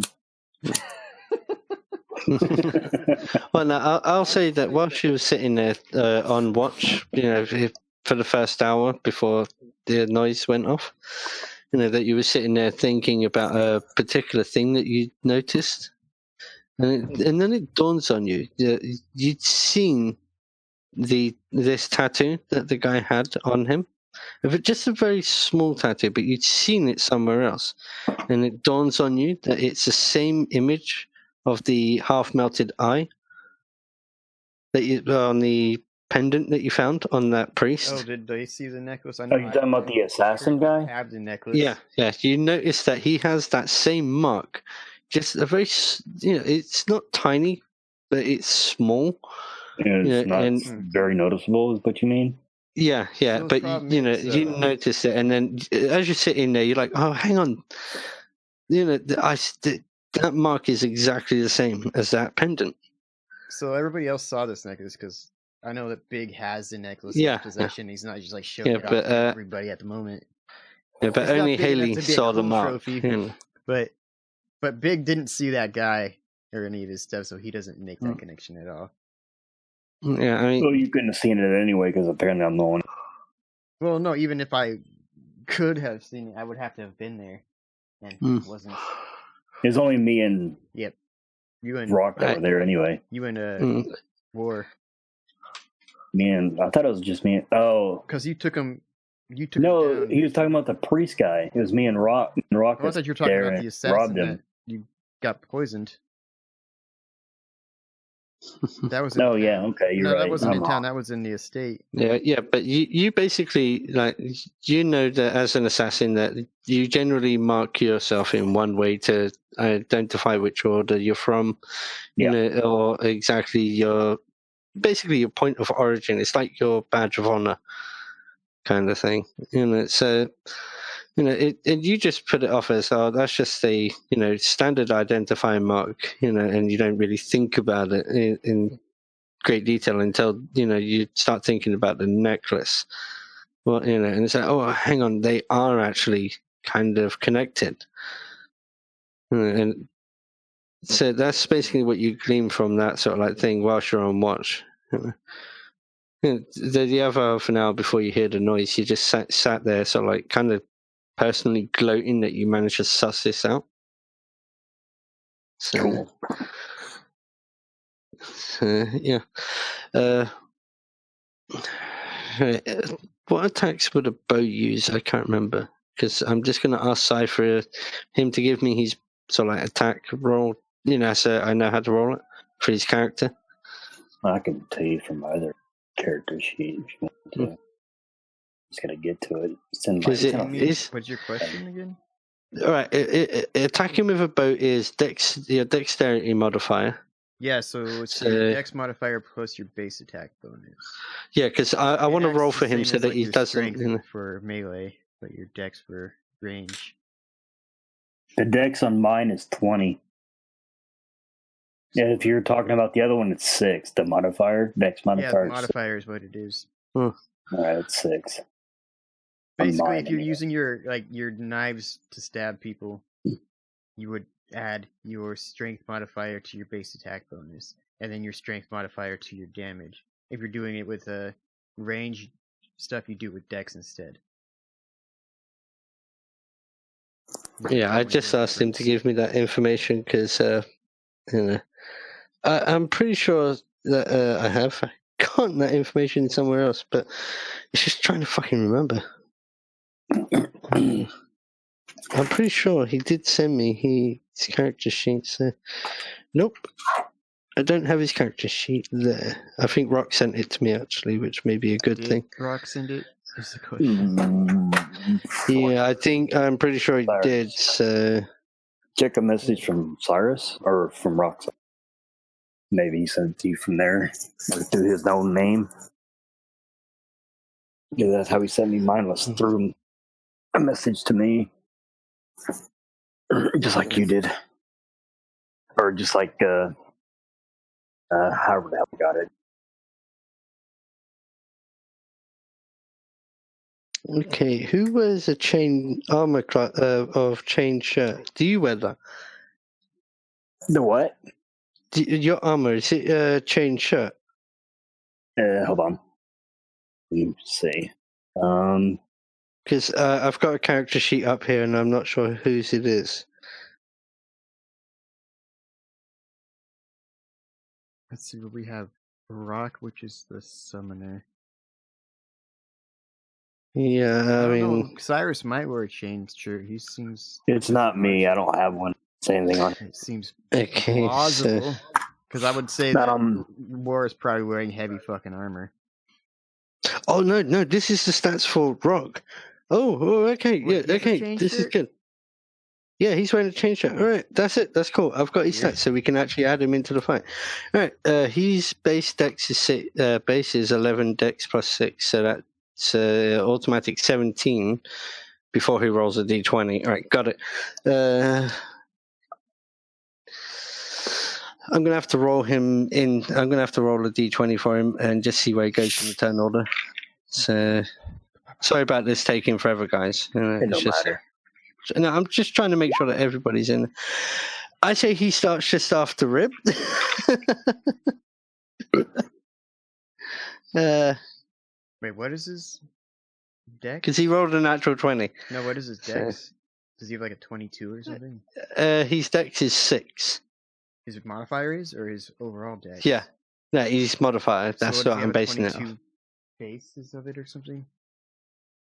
I don't know. This would be 26 total because I'm just adding. No, I was just wondering what his base or his dex score is because I don't know how these scores work specifically. Well, it's just your modifier. No, I mean just like as his like base. Like just curiously, like what is his dex? Like, I don't know, but his modifier is 6. Yeah. So he didn't say that like his basic scores. Just like the basic. No, I don't need basic scores. I just need the modifiers. I'm talking like just curiously while we're just sitting bullshitting. Yeah. Well, he rolled a 20, so he goes after you. As far as you're here. I mean, I know it seems kind of wrong, but you're here. He currently isn't. So you can roll. Do your thing whilst I set up to do his thing. Yeah. So. Well, that means I go last anyway. No, actually, you go 4th. Yeah, I know. I was going last. So what's his dex is 2. And these Whose dex is 2? ribs, not ribs, rocks. So, oh man, his dex is 2, his initiative is 2. Oh man, right, so that's 4 plus a d20 Yeah, he's for him. Or stay away type guy. Yeah. Which means he's a big wuss. Yeah, he actually goes third. Wait, who goes? Wait, I'm confused as who's who. The You're summoner. first, Rock or Cyrus. Okay, Cyrus is Or Rib the is high dex, and that's what I was wondering. Rib is third, or thought you were saying shit. Rock. Damn it, Rock is third, and I'm last. Because that seemed a little weird. The Archer having that high of a modifier is like, yeah, that makes sense. And I'm missing out one character, but I can deal with him later. Oh, no, actually, that's what is 4. Cyrus's dex? It's the modifier is +6. So Yeah, he's got the same one I have as my other. It's an elf, but it's still an archer. So yeah, well, he's not an elf, but yeah, I know. It's still basically he is, but in human form. Right, so you see this arrow smash off the wall right next to you. You shout and wake up the rest of the party. As soon as you shout, Sai is literally right up next to you. Like, okay, what is it?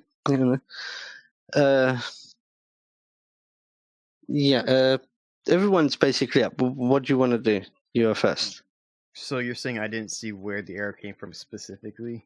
No, you can look off direction? It came from behind you. Yeah, so I know the general direction. I just haven't seen it. Is what the question. Well, the only person that can actually see anything beyond the it's pitch dark. Yeah. Fire is Haley. And that's only for a short amount of time. Okay. I saw the one in front and the one behind it. Is your perception or whatever? Well, no, you only saw the one at front at first. You heard the one behind him. Right. You can look behind, you heard him, and he shot an arrow, and the rock next to your head. Mm-hmm. So you know he's behind you. You just don't. Yeah, that's what I was wondering. Like, I was taking into effect the pitch darkness. So I was like, I know the direction. I basically told you about the direction. Anyway. I told you exactly. I told everybody the douchebag. Yeah. Well, yeah. So you know where he is. So far, you and me know about the guy in front of us. I know about the guy behind me because he shot at me, but I don't know where he is specifically, other than the behind me part. Yeah. So that's where we are, and it's dark, and you can see, but I can't. And the other people there is still the fire that you built up. It's still going. To but I wouldn't be able to provide more threat. Right? But beyond the light of the fire, you just see black. So. Yeah, so at this point, I wouldn't be able to really see specifically. And I don't know if I'd be able to see the kind of movements that give away their position, even at that, if I were to do a perception. But could I try that? Just a spot, perception? Any kind of idea of where they are? Mm-hmm. Yeah, you can do that. Yeah, I mean, that's darkness for a 21. Yeah, with a 21, you catch the odd occasional flash of somebody moving around. So I can see some sort of evidence of their position is all that matters. Yeah. You know that there's a few of them out there. Oh, so I know there's more than just one from a quick scan of the general entryway in the surrounding area. If that you notice that there's a few things moving out there. There's more than one guy by himself. I'm going to take this time to switch from my two-handed axe to my dual-wielded tomahawks instead for dealing with multiple foes. And I think that would probably take up most of my turn to switch at weapons I can. Hang on. I forgot to do one thing. Sorry about that. Oh no! There. Is this there you go. Roll20 picture? Because it looks very familiar. Yeah. It basically is. I mean, starting points. That's cool. Yeah. I mean, you guys are sort of I did have one with the cliff, but I can't find it at the moment. So you guys are basically off to on the right hand side of the map, and there's where the leading towards the cart area. Yeah, hold on, I gotta zoom so out. We're kind of right around in here, maybe. Yeah, okay. Yeah. So, like we say, I don't know if it's a cart, the fire, maybe. Mm-hmm. Yeah, around the edge, sort of like where the trees are to the left. I mean, that's kind of like a deep ditch. So, and the rest of it is basically just ditch, maybe, or the edge of the cliff. Is that what it is? Yeah, down at the very edge.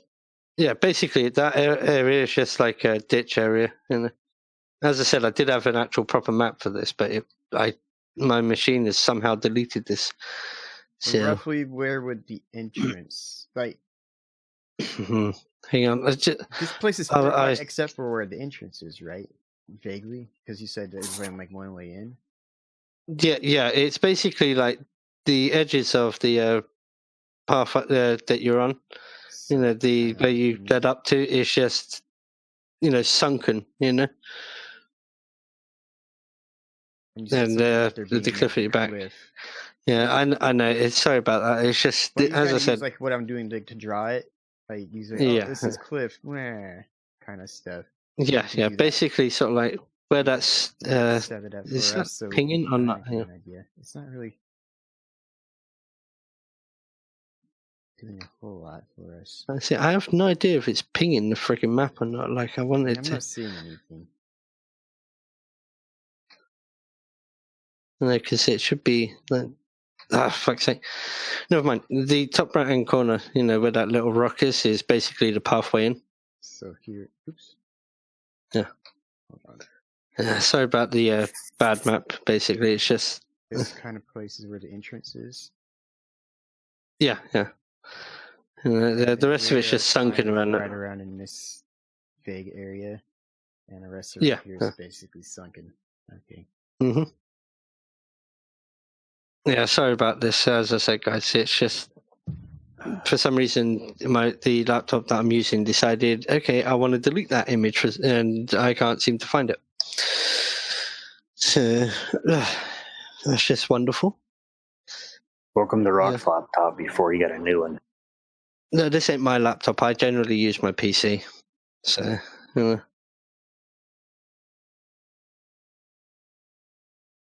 Thanks for this, Rip. Look, it's beautiful. I don't even know what he wrote because I'm just kind of out for enough to see it. Stuff like these orange things represent the edge of the hill, and this red thing represents the entrance. No, but you're gonna say that it represents the. It represents the blood of all of our enemies pouring out of this place. Mm-hmm. That then would be the red. Yeah, that's why the red is going up towards the right. But you've just put out your war axes, and from the darkness you hear, okay, drop everything. And I'm going to roll an intimidate, which, hang on, I got to get the stats for this guy up. And then I just tell him to kiss my.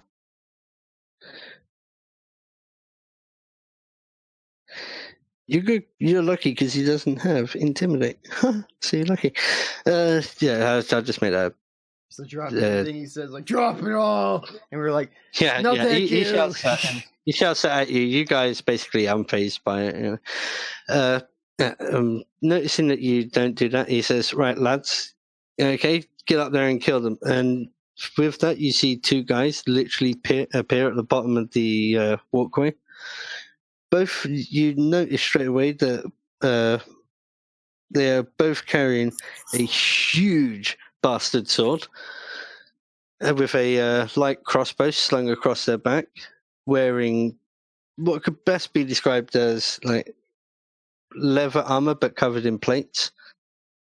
So it's slightly more resistant, and they start marching towards you. So they each got bastard swords and they're plated up. Mm-hmm. Are they bigger than big? They are about like 5'6", 7 foot, 5'6", 6 foot, roughly. So. They're average. You know. They're tiny. Hey, no one's like 12 feet tall like you. Shut up. Jeez. Mm-hmm. Hang on, I got to check see if they got shield. Yes, they are also carrying a large, heavy shield as well. In their offhand. Of course they are.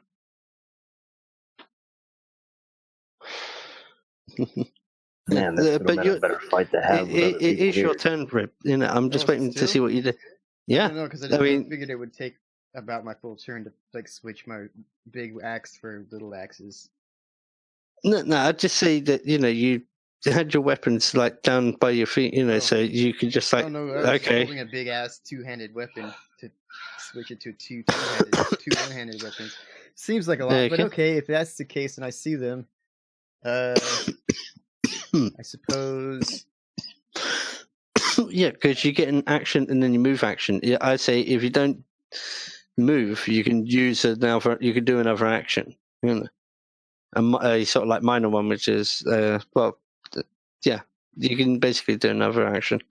I suppose I'll just put myself in a position more kind of between the rest of the party and them. So blocking them off. More or less, yeah, like kind of putting myself as a shield in a way. But I wish I could get these fucking markers to work, man, because it's annoying. And maybe point one of I would say my left axe, be like, you go back. Just like, I don't know if there's any kind of a intimidate necessary there, if I could just be like, this is going to be a fight anyway, so it doesn't matter.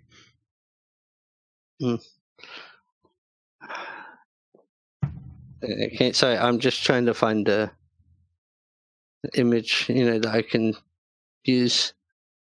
But it's saying like, oh, premium bullshit. So, wonder if I can use this. It says I got to purchase asset. Fuck off.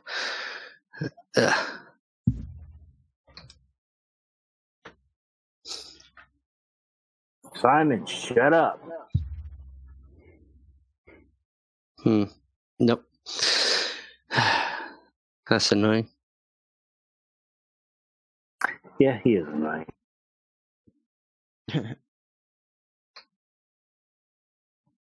Yeah, I know. No, it's just if I want to sort of like use any like markers, it's just saying I got to do like all premium assets, which I don't have the money for that at the moment. So sorry guys. Stupid. Yeah, I know. I for the next game I get sorted out. Right, next up is Rock, which he can summon. So I'm going to make him summon a. Is it Rock or is it Cyrus? That's what I kept on being confused on. Oh yeah, actually it's Cyrus. Cyrus sees these two. He just sees them coming. He's just like, no, fuck this, and draws his bow, notches an arrow, and fires at them. So that's a D20. He misses. Don't worry, it just clangs off their shield. Next is Rock. Yes. So I'll have him summon a wolf right next to him, which that will require a D100. So, which he critically succeeds at, so he gets a stronger wolf, which I'm going to have to get the fucking stats for. It's a wolf, but it also speaks. It's a philosopher wolf. And it says, why would we fight? I'm going to go do something else. Okay. And why does he keep going to shopping? What? Yeah, all right, and I'd boost that one to the correct, yeah. Okay. Yeah, so right beside him, a big fucking wolf just appears. It's snarling. And it makes you all sort of like just like jump a little bit. It's like, oh, hey, what the fuck? Just this big fucking animal just appearing out of nowhere. And he will then duck behind the carts where sort of like you got the rest of the horses picketed to. So Yeah, that's his turn. Next up is Haley. Oh,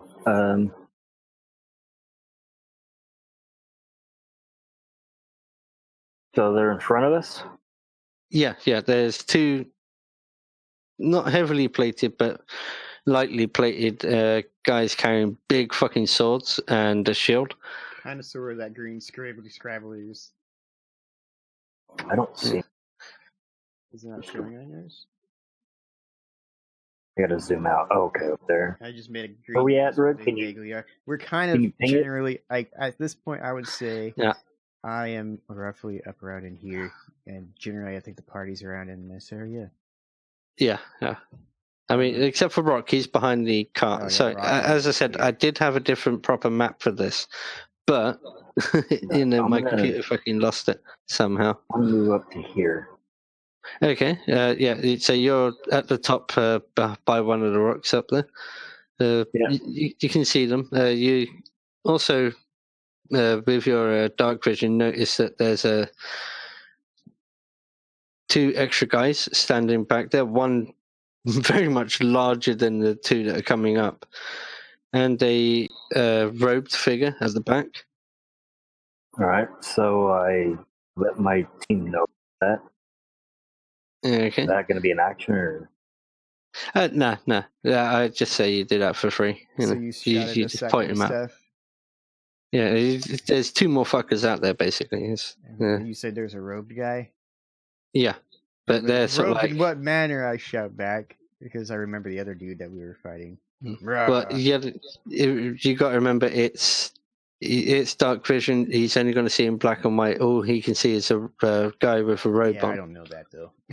Right, so since I am right here, since I'm there, and I can see that guy perfectly, I think I'm going to throw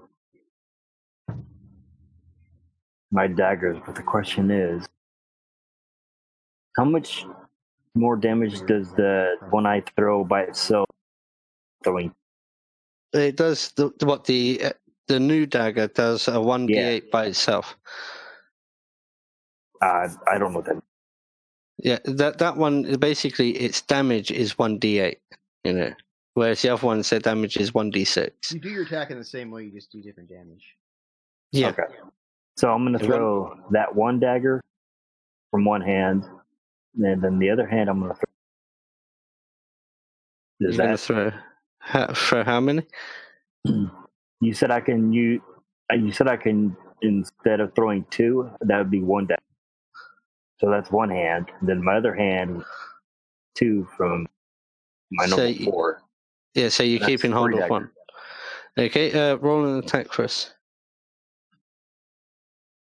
It should be your dexterity plus your base attack modifier plus a d20.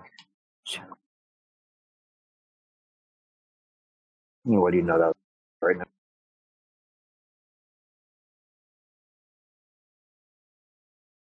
Oh, I'm looking for my... What am I looking for? My damage or my... You're looking for your dexterity modifier plus your base attack bonus. And then just you roll a d20 and you add them all together. It's because you're throwing them. If you was stabbing him, you'd be using your strength modifier. I'm going to be using that, so that's 9, and then there'll be... That's my damage, and my dex modifier is 5. So your base attack bonus and dex modifier add up to 9, and you roll. So 18. No, that's my dex modifier, or that number that I put in there, that 9, is actually the damage. Oh, don't worry about that yet. You don't add damage yet. You add your base attack bonus and your dexterity modifier, and then you roll a d20. That's it. I'm lost. I don't.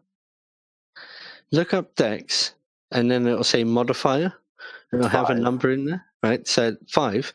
Then look at base attack bonus. What does that say? Oh, where would that be at? Right under the fortitude, reflex, and will. The next under that. Where, Rib? Say it again. You see your fortitude, your reflex, and your will? That section?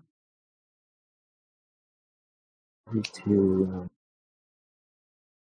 So first you got your strength, dex, con, and all that. Then the next little blocked off section is your AC. Then there it is. Okay. Yeah, then keep going. My base attack bonus is 3, so it'll be 5 plus 3. Yeah, it'd be 8.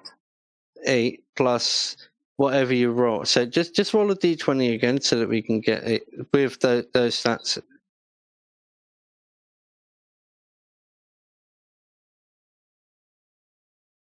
Yeah, well, you hit them either way. So, yeah, roll damage for all of your daggers. And you still got one of them in your hand, yes? Yes. Okay, just making sure. So I roll So I got to roll what? 2 d4s. No, 2 d6s and a single d8. What I'm going to do is d6, 6, d8. No, it's not bad. That's 14 points of damage. Not bad. You launch the daggers and you see one hit him, like right in the shoulder blade, just above the shield. And you see him like take a step back, and then as he does so, the shield comes out of position, and the other two just whack him in like the lower abdomen. Cool. And he just looks pissed off now. So he can't do anything at the moment. You took your move action, didn't you? Yep. Yep. That one that you just actually hit will now start running up the hill. He can get into range of you, no problem, and he'll swing his. Technically, I still got probably like the. I don't know what the distance. Sorry, pardon? I don't know what do you know? There's no way we can find out how much the distance is I move. Well, getting up the. But each square is 5 foot, so. Yeah, we only got the vague idea of where anybody is specifically. 1, 2. Anyway. Yeah. 1, 2, 3. That's about 15 feet, so I can basically back if I need to. But but he runs up the pathway, straight towards you. I mean, you'd already moved to get up there, so you've done your move action already. Hang on, I just got to look at something. Right. I am nerfing the hell out of that because that's a bit too much, and so. Does 16 hit you?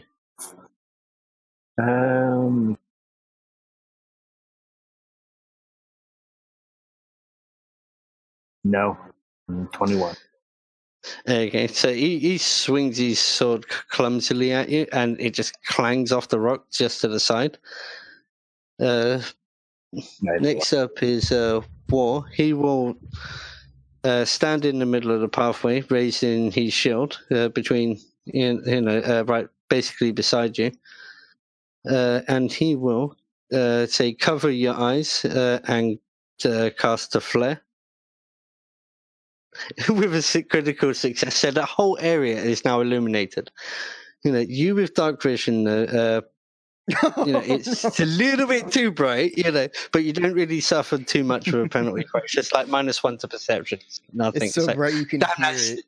Yeah, it's like, damn, that fucking stings. So now you can all clearly see all 5 guys. So like the 2 at the base, the big hulking guy, the third one, which was like trailing behind them, which you didn't see at first, and the robed guy, and they're all like, "Oh fuck!" Oh wait, there's how many guys? 2 guys that were coming up front, then 2 guys, then a big guy, and then another guy and a robed guy. Yeah. What you didn't see was behind one of the other guys, as they were coming up, was another third guy. He was like shorter, so you couldn't see him. So there's another guy, and then this guy with the robe. Man, mm-hmm. You see, they all look different. The 2 guys, the 2 guys that are coming up, there was a third guy right behind them. Between these, guys. Between the large ones, so they're not there. Yeah. Just trying to get an idea of what's out here. It's not going to be the right spots unless you place them specifically, but Yeah, but that guy, he can't do anything because he's now like blinded, covering his eyes. I was going to have him move, but I can't now because he's like that with blinded by and yeah, because of that, it's now back to you, because the other guys are basically blinded; they can't do shit. Was there a guy that you said that? Ace yeah, there's a war in Haley. There's a guy in Haley's face right now, but he had taken he's vulnerable because his shield is down or something. You said. No, he got nicked just above the shield, which made him like stumble and pushed out of the way or something. Yeah, as he got hit, he like took a step back and his shield came out of position because he was, obviously distracted, by the pain in his shoulder. That doesn't really work in this type of game. But he is right up in Thingy's face at the moment. So. And that would be, I'm assuming, based on this guy right here. Yeah, it's the guy I threw it at. Like he's more in this area. Yeah, he's literally right in his face. If you can do that, like, you see that story, you can do jaw shape, and you can place two guys where you can do that. You see, the annoying thing is, if it would allow me to freaking copy your pictures, I could then put you on a little square, and I could do the same with them. It's just not allowing me to do so for some annoying ass reason. So. I haven't actually tried this yet. I'm going to move vaguely to this area. Mm-hmm. And I'm going to take my right-handed chained tomahawk and chuck it at this dude. What, the one right in front of you? The green dude right here. Okay, roll an attack. Are you doing... It'll be a plus my dex, which is going to add up to... Let's see... 18. Lucky. That is just on the fucking mark. So yeah, you do hit him, and so yeah, it does sink in. And crunk, and it do how much damage it do? D8 plus 3 at this point. 6. Yeah, it does hit him, and then it after sinking into him for like a second, the chain starts instantly reeling it back in for you. I was like, I want to pull it back and see what happens. So you've thrown it, you've done the damage, and it's just like, all right, it's coming back. You do still have your other tomahawk. Plus, yeah, that's what I was thinking. Is like, can I use this? Because I think the way the attacks work in the Pathfinder, I don't think it would work that way. But if I can pull him in towards me and swing him with my left hand, because I am dual wielding him technically. Oh, what, you want to try and hook him? If it's in him and I'm pulling it back. Well, with a 12, I'd say it just hit him. Okay. Instead of hooking into him. I mean, if it had been like... pulled it back and it just leaves a little bit of a gash in him. Yeah. At this point, I don't think it is reasonable that I'd be able to take a second go. What? You can through the other one, but I don't really feel that's the best plan at the moment. Well, you can. I would have swung you can move up to him at the same time, because you do have a move action. So, plus you got two. If you're using your tomahawks, you have like 3. If you throw one, then you got. I don't know how that would fall for the dual attack, because generally the dual attack is like a flowing motion kind of thing in my head anyway, where I'm just like doing a combo. But if I threw one and it had to be interrupted by me moving into him, would that even count as a different action? Yeah, I would say sort of like you're sort of like chasing your chain down, basically. So I give you an extra swing. Just like throw the chain and rush at him with the other hand. Yeah. Okay, then I can go for that. So this would be a melee attack at that point, if I think the way I want to do it. So this would because I mean, as a barbarian, you got like 3 attacks, don't you? Well, no, that was my skills that I took were more dual wielding focused. The third attack on my dual wield, the way I was doing it last time, was if I hit with both of my attacks on one guy, I can do a third attack onto another guy. But it depends on how we want to play it, you know? Yeah, but there'll be nobody in range, you know, at that particular point. So, but yeah, if I rush this guy after throwing my axe at him and like while I'm pulling, but you still got to wait for the axe to get fully back, you know. Well, the other axe in my hand though is the left-handed axe I still have in my hand, and that's what I was thinking. Like if I'm rushing him, would it be able? Yeah, that's what I mean by your second attack is your offhand weapon, you know. Yeah. But I'm saying you wouldn't get the third one because you're still waiting for the thing to come back. Like, so you'd get the second attack, you know. Okay, so I'll do that. We'll go big douche, and this would be plus because it's melee. That would be plus 8. Well, his armor class is 18, so... Oh, yeah, so I got it, because I got... yeah. Yeah. I mean, I'm not going to hide their armor class from you. Once you hit it, you know. Well, yeah. So... But bear in mind, you have to get above 18 to hit this guy. So it's 18 or up. Okay, yeah. Okay. But yeah, I got above 18. Just a little bit. I think I should have buffed their AC a little bit. So this would be a 7. 7 points of damage. But yeah, I don't think. As you come rushing in, you know, following your axe, you swing it.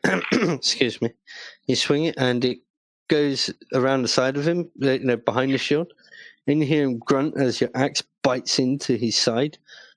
And you pull it back with a little bit of a gush of blood, and you see it, you know, pouring a little bit in the bright, now what it is best described as sunlight, you know, flying above your head. So, you know, yeah, that's your one. Seeing that, but climbs on top of one of the carts and notches an arrow and launches it straight for the third guy, the one that got blinded. Little guy. So hang on, that's 6 plus 11. Hang on, shit, what was it? Forgotten. Whoops, I closed the wrong thing there. Wait. It's the third guy is the guy 17? between the 2 guys down the hill and not the guys that we're fighting, right? No, the 2 guys that you're fighting, you know, that are right in your face now and his face, there's only 3 of them in total. Oh, so the guys that I was putting up here, these other 2 little green guys aren't existent? You know, behind them 3 is a large guy. Okay. You know, dressed the same, but, you know, bigger. So and a I thought these were guy that you... guys. Well, and another guy, so, yeah. So, this... Hold on. It's not the easiest one to control. I promise you guys, I will get this shit sorted out for next game. We got this big guy and then the other guy, the grove guy. Okay. So yeah, yeah. Basically, that's exactly where it is. Yeah, he launches an arrow, so that's 17 base. So. Yeah, he definitely hits. I forgot his damage. It was longbow, which I got those stats. Yes, 1d8 in it. So.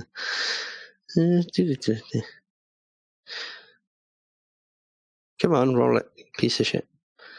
6 damage to him. That one just catches him in the other shoulder, the one that did have his sword, but he's now not carrying because he's too busy covering his eyeballs. You know, and it just whacks him in there. Yeah. Yeah. The other guys, though, they were smart enough to look away. You know, so they're not entirely sort of like dazzled, but they, you know, it is a bit too bright for them. As soon as it went from pitch black to daylight in an instant. Rock sends out his wolf to attack the guy that you just hooked up. Melee bite plus so 6. A D20 plus 6. Come on.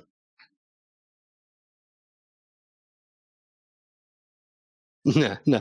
He completely misses. He just snaps at the open air. He's at the base of his feet and completely misses him entirely. And he's, yeah. He's like, oh, God damn this. You are up next, Haley.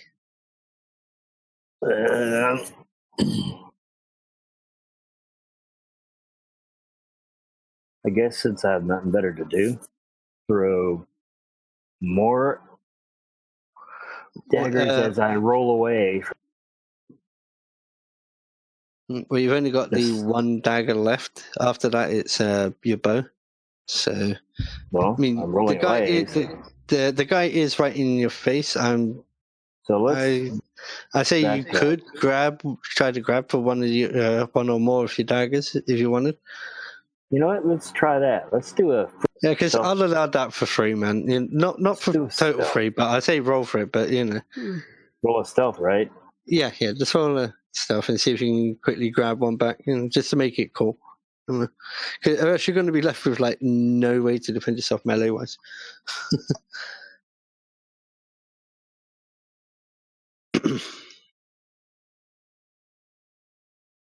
Yeah. You grab back 2 of your daggers, the D8 from the shoulder, and one of the D6s, but the other one is kind of now covered by the shield.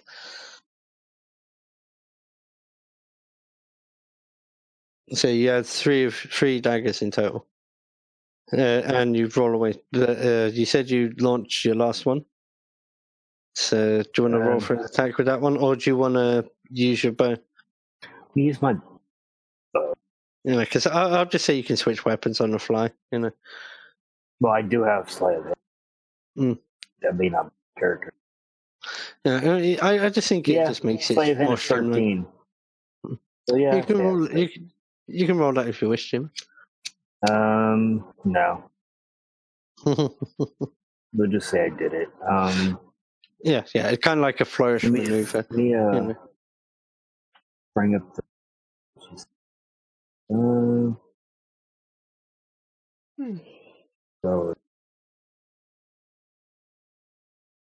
So what am I rolling for this again? For the damage? You're rolling a D8 plus your base attack bonus, isn't it? No, your dexterity modifier. Sorry. Oh, my dexterity and your base attack bonus, isn't it? Yeah. Base attack bonus goes on. I don't think plus whatever. This doesn't show a base damage. It says critical damage. Your base damage is the same base attack bonus for everything. So you're basically rolling exactly what you did before, because it is a ranged attack. So it'll be your dexterity modifier plus your base attack bonus, which I think all was of it adds up to 8 because you had 5 and 3, right? Yeah. Yeah. So you add that to a D20 roll to see if you actually hit. I thought it was a D8. That's your. No, that's your damage. If you hit. That's what I thought I was doing. No, you got to hit him with that first. Oh. I think I hit him. Yeah. Yeah, you do hit him. So roll damage. Yes. That'd be a D8 plus a what? 3? 5? What? No, I think it's just a straight D8, isn't it? Oh, it's D8 plus your dex. Since it's the your dex damage, I think. But you don't add your base attack, so it's just... 9 damage. Actually, that's pretty good. You now notice that this guy is not looking so well, because he's already taken 3 daggers to him. Taking quite a fair amount of damage. Now with like this arrow sticking out from, just like a couple of inches away from his groin. He's now not looking so good about at the moment. But he missed. That tells you how bad of an arrow pointer I am. I just imagine that thing in Hannibal where like Hannibal stabs the dude in the groin, and he's like, he tried to stab me in the balls, but he missed, and the dude's just bleeding out because he didn't try to stab him in the balls. Actually, I guess it's a pretty good shot if I was aiming for his asshole. See it. But the way I say it happened is as you was rolling, you notched an arrow mid-roll and loosed it, and it's still going to hit him, and then you got to your new position, which I have no idea where exactly you went to. The roll probably around this area. Yeah. Okay, so you went round behind the rock. Okay. Well, right next to it, but further away. Yeah. Basically, you got him in line of sight. So. Yeah, because basically, it's just basically a so far distance away. It's not really like a natural move. It's just like a thing that you and Rock be able to get away in case they're in our face type of thing. Yeah. Well, like the yeah, like a 5 foot drop and roll type of thing. Noticing though that you sort of like disappeared backwards a bit more, because it is actually his turn. I believe, if I ain't mistaken. Say what? Yeah, it is his turn. He noticing that he's sort of like you've just dodged out of his way. He quickly turns and walks up to moves towards Rib, a big, large, huge here, and swings his huge busted sword. Which I've got to switch to the F1. 1 second. Yeah, plus 10. So D20 plus 10.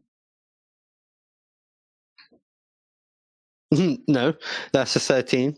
I really don't think that hits you. So yeah, he completely whiffed it. It's this guy's not having a good day. He won't be. So he's like right up next to me now, huh? Yeah, he's right up next to you, and it happens to be War's turn. So he will. I think War's got a longsword, which I think is a D6, isn't it? Well, fuck it. I'll say it's a. No, actually, he's challenged down. That'd be a much bigger sword. That'd be a D8. So yeah. So. Our base attack bonus are just 3. D20 plus. I'll add 7 to this because I can't remember his stats. 17. Yeah, he hits him. D8 plus. He's in red now.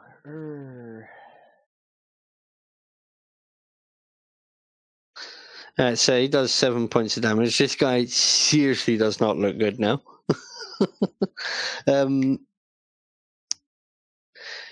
Now the large guy at the back will push forward and not run, but he'll stamp his way up the causeway, trying to get as close to War as possible.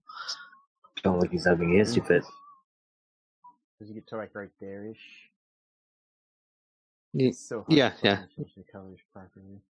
As I said, I'll get this shit sorted for next time because it's irritated me that it wouldn't do it.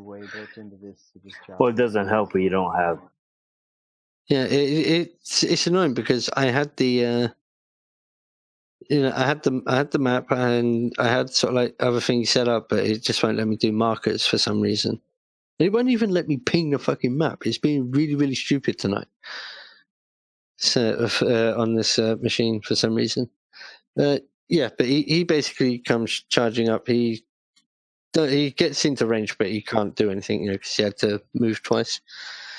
But the other guy, he takes one look at this situation, turning south, and bolts northwards. Which guy's that?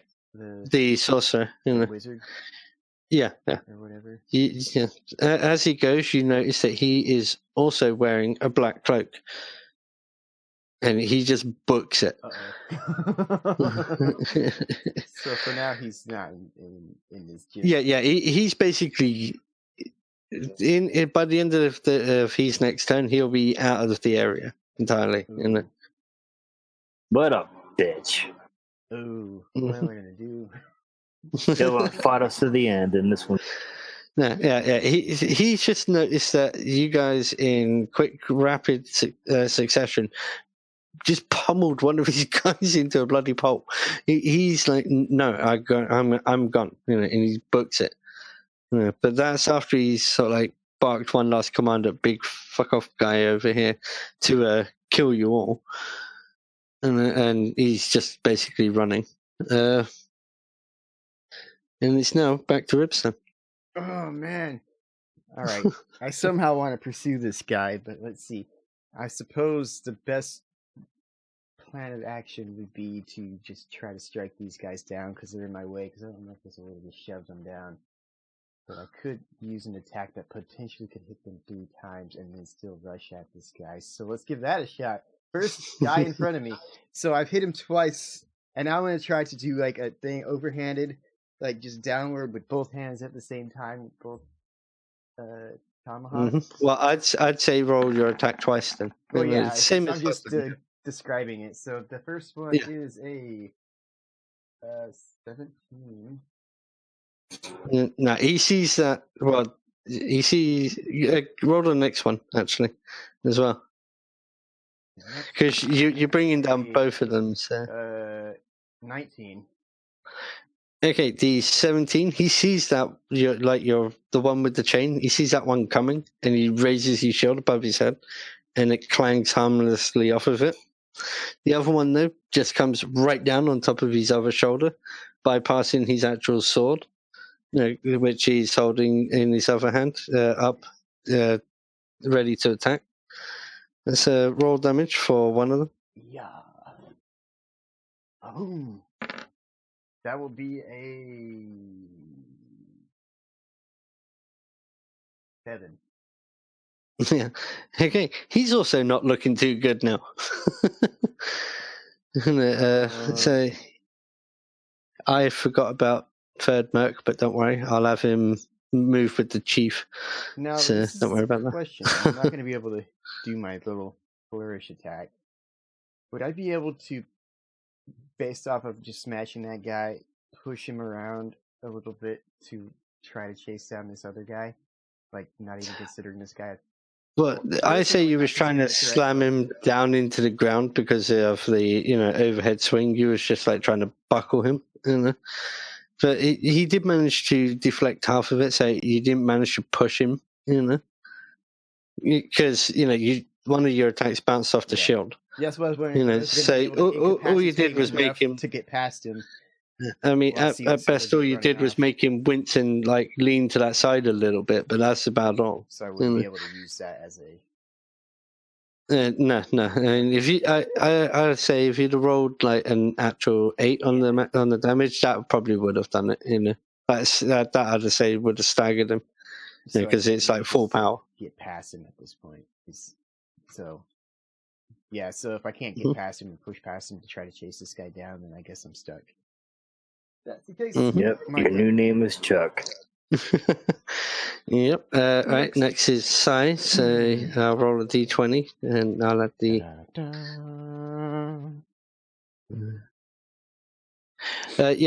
He fires an arrow and it launches right up into the air with a sort of like a slow arc, and then you just see it come whistling right down, and it whacks the sorcerer in the shoulder, and he stumbles forward. Because that's who I was aiming for. Longbow is shit, man! I keep forgetting this. D8 plus his base attack bonus, which is 6. So he does 8 damage. So he solidly took that. You hear a thunk and as he stumbles forward. That's his turn. Rock will get his wolf to try and chase after him. He can move. How far can he move? Oh no, wait, he has got a limited range. So forget that. he will try to bite the one that's right beside him yet again, because I forgot to do the fucking wolf last time. Sorry, Rock. What's his bite? No, where is it?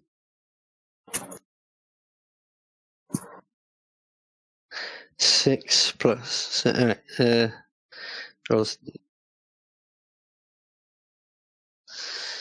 Nope, he doesn't actually hit that thing at all.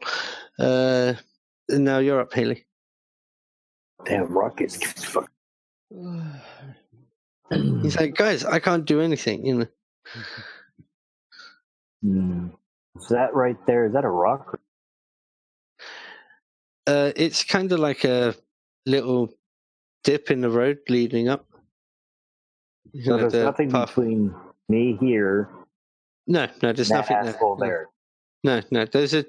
Say that those are two little potholes in the path. I think that asshole is more. The purple asshole is an enemy. The green asshole is an enemy. The big purple asshole is an enemy. The red guy is war. The orange guy, the little orange guy is big.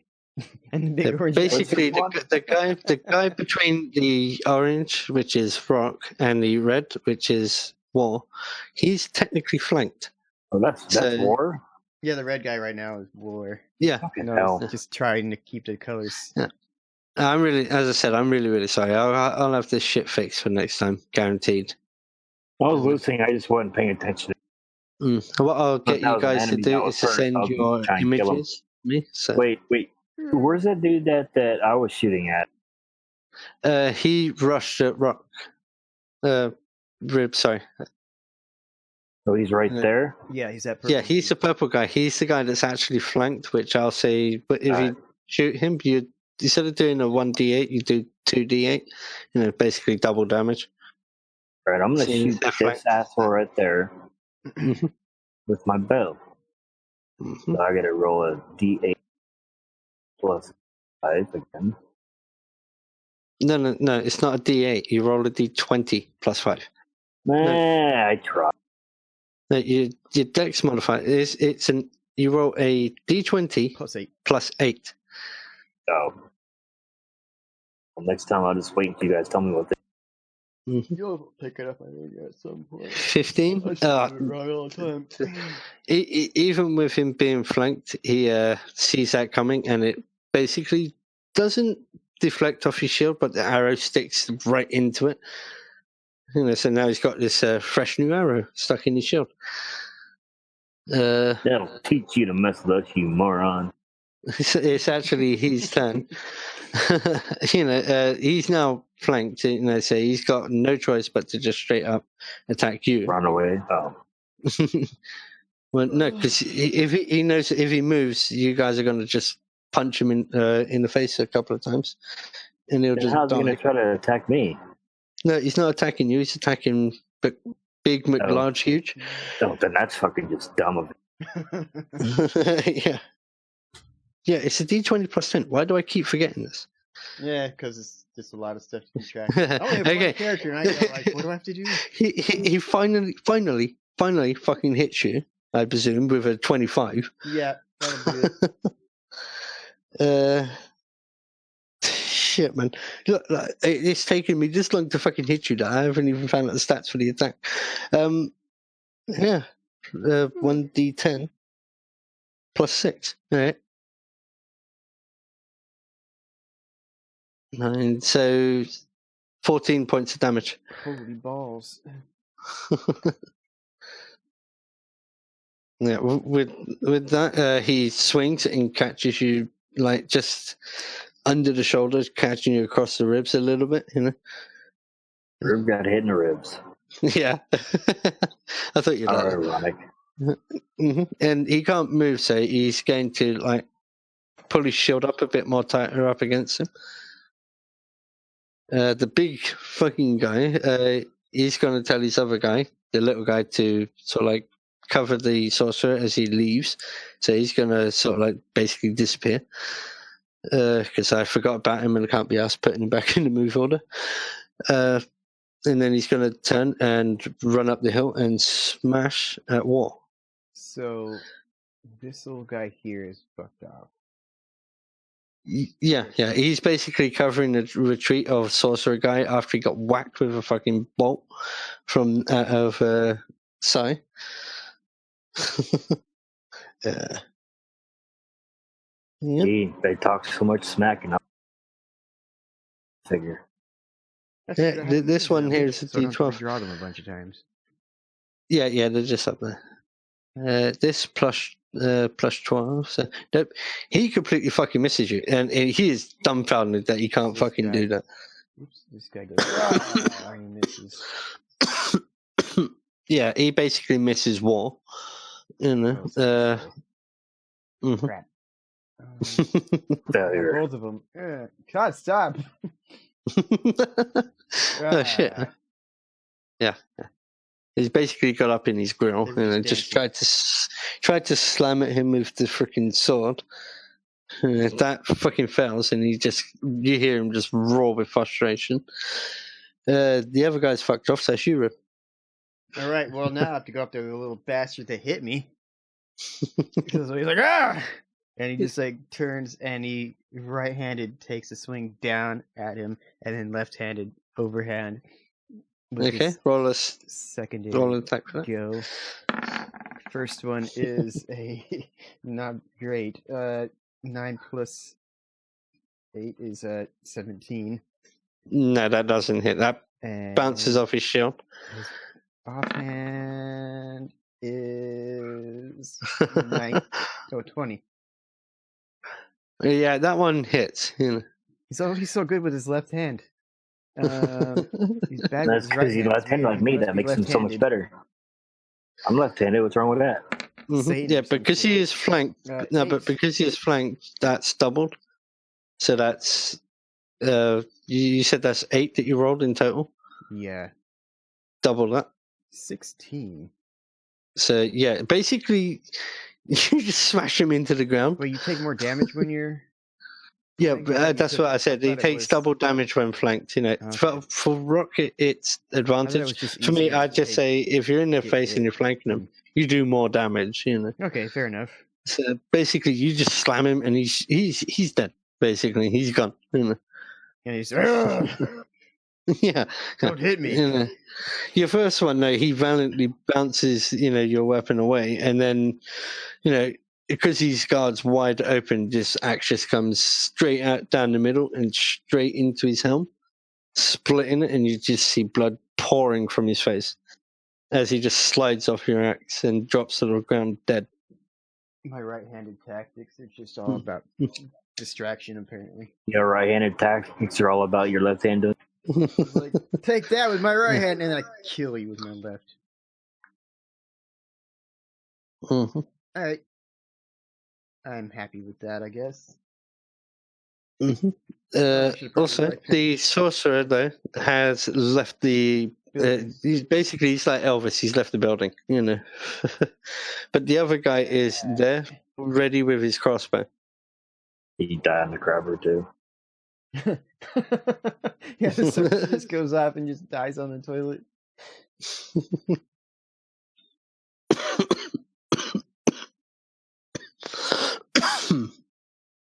I wonder if that'll trigger anybody in your chat. What? Elvis didn't die on the toilet. He's still alive on the toilet.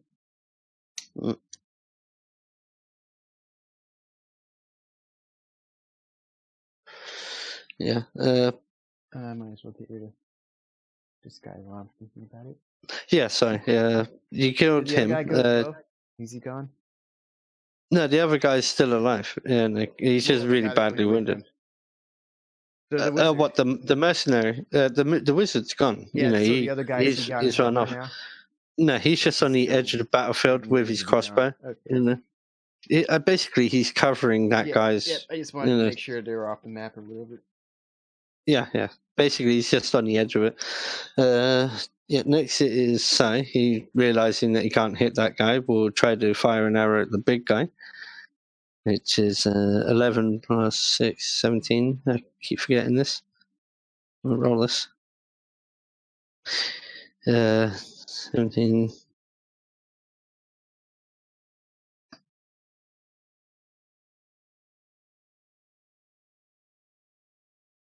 Yeah, he just hits him. Lucky fuck. Which is a 1d8 plus 6. So.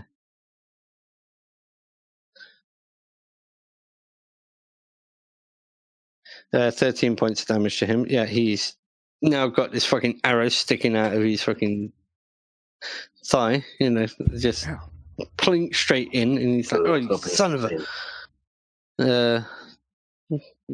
Shot in the buttocks. Rock's gonna try to get his wolf to attack again. I think you used the snake. The snake was excellent. Yeah. I called up the wolf. No, actually, he's going to just banish the wolf. Send it back, and he's going to try to call out not a snake, but a worm. No, I was going to say giant spider. You're gonna have the panda go up there and lick it to death. The panda looks at me. You're not bamboo. I don't care. I just clicked on the wrong thing.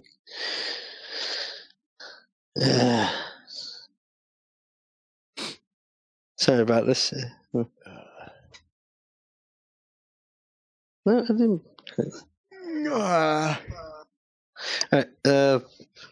Shit, what would he summon? Yeah, fuck it, giant spider. Better be giant enough to crawl over. I hope so. Because I don't know if he really picked it, but Because I can't see all of his summons on the sheet. So.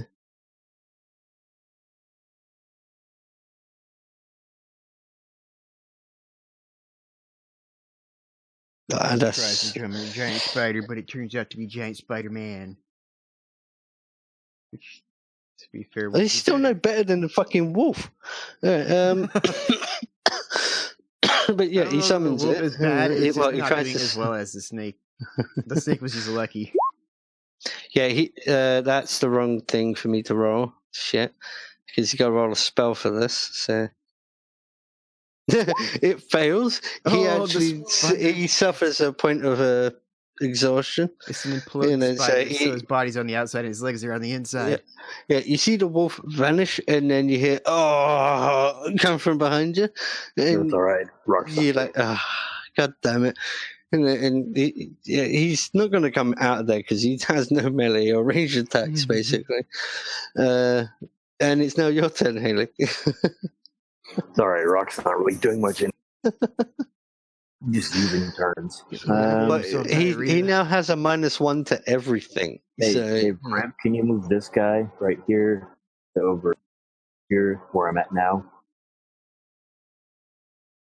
Man. Thank you. All right, now where's the dude's at? Yeah. The big guy is the big purple square, and the green square is the smaller guy. The green square is the big dude. The enemy, and then that one.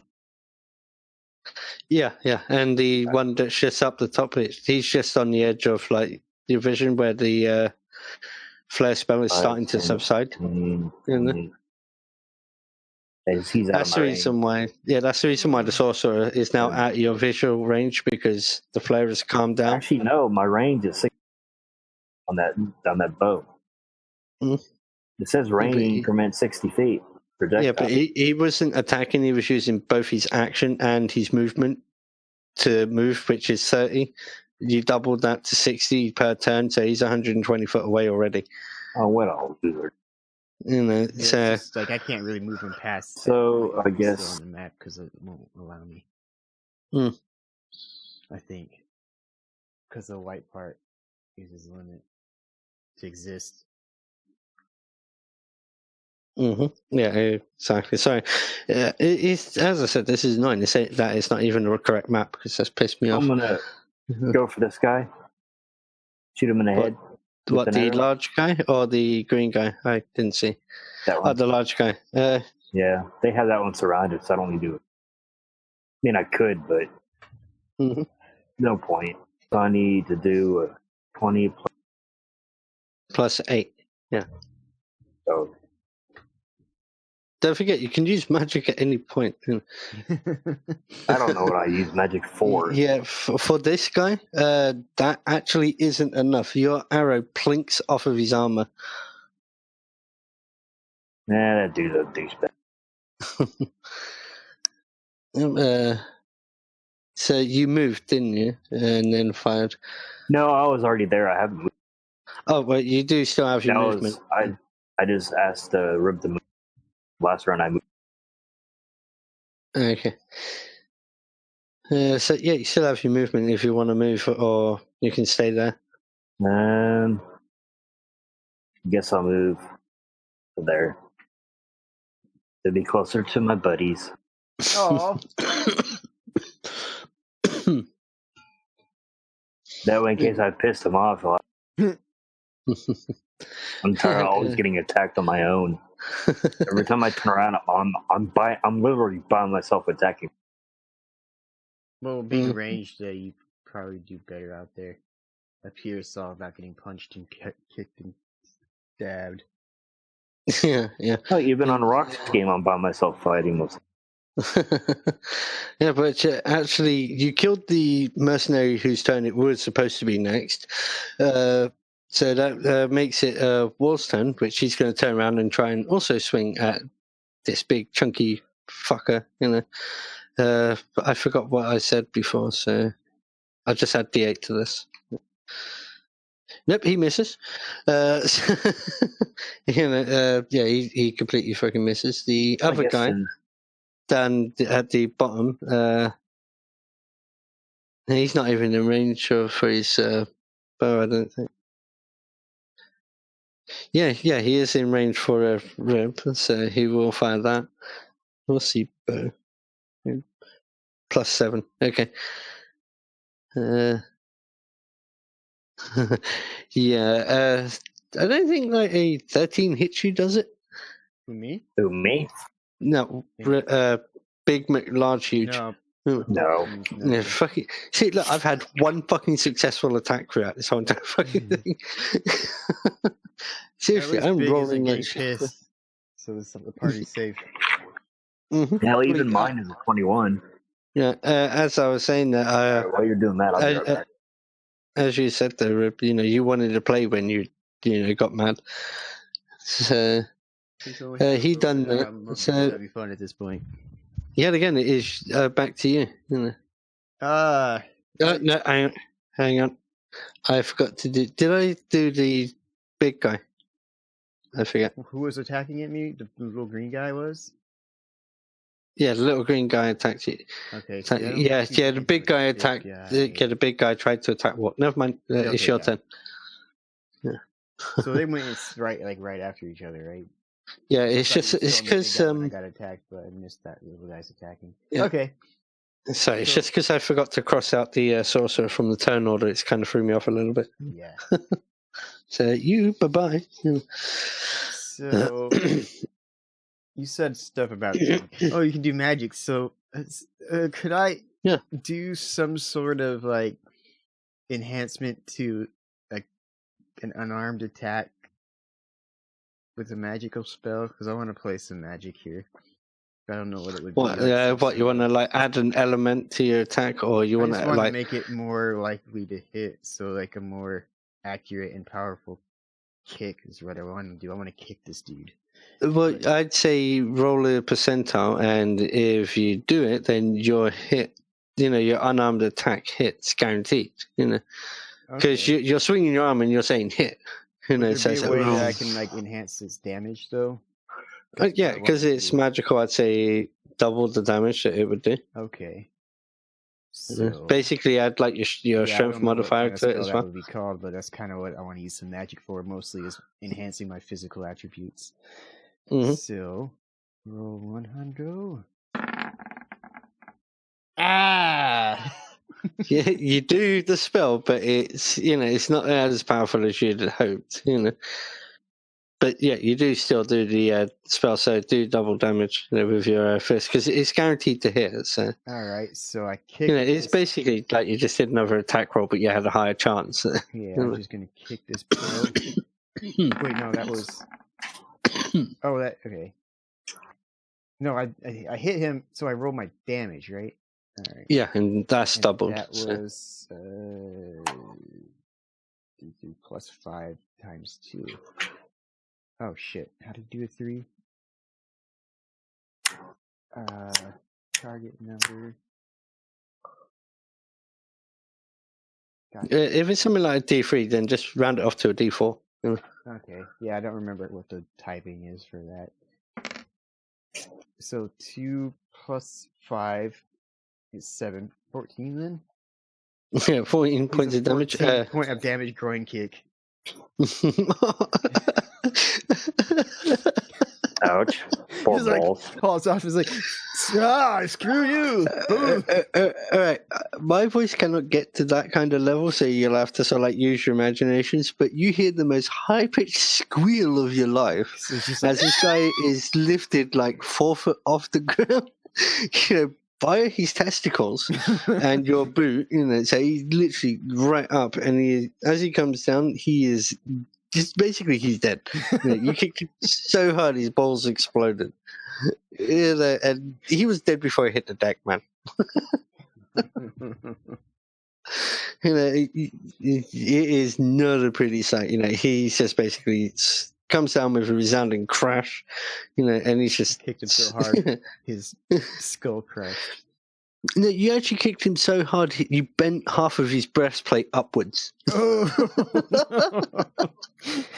His legs are longer than they were.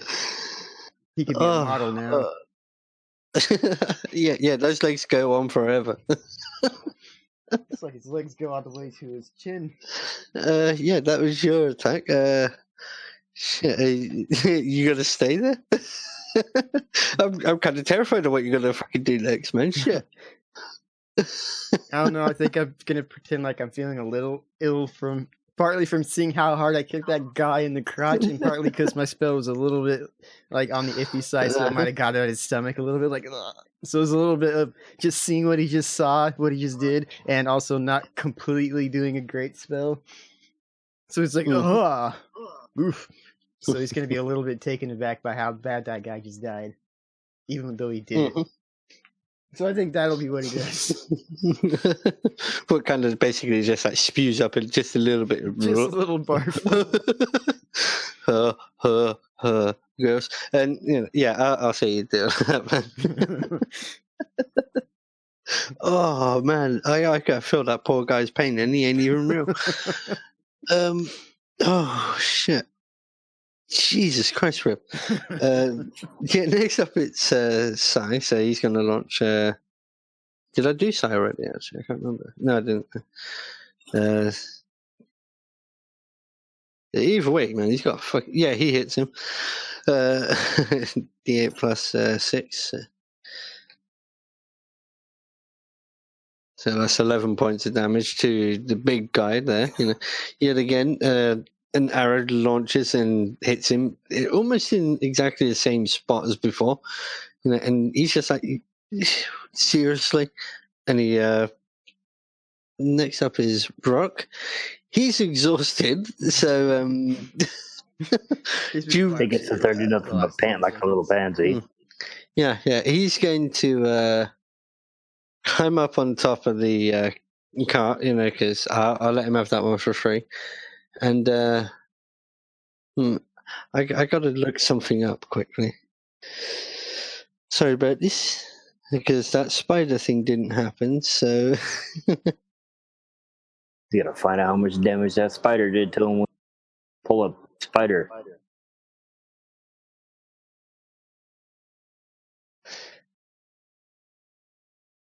Nope. Hang on. That's exactly what I'm looking for.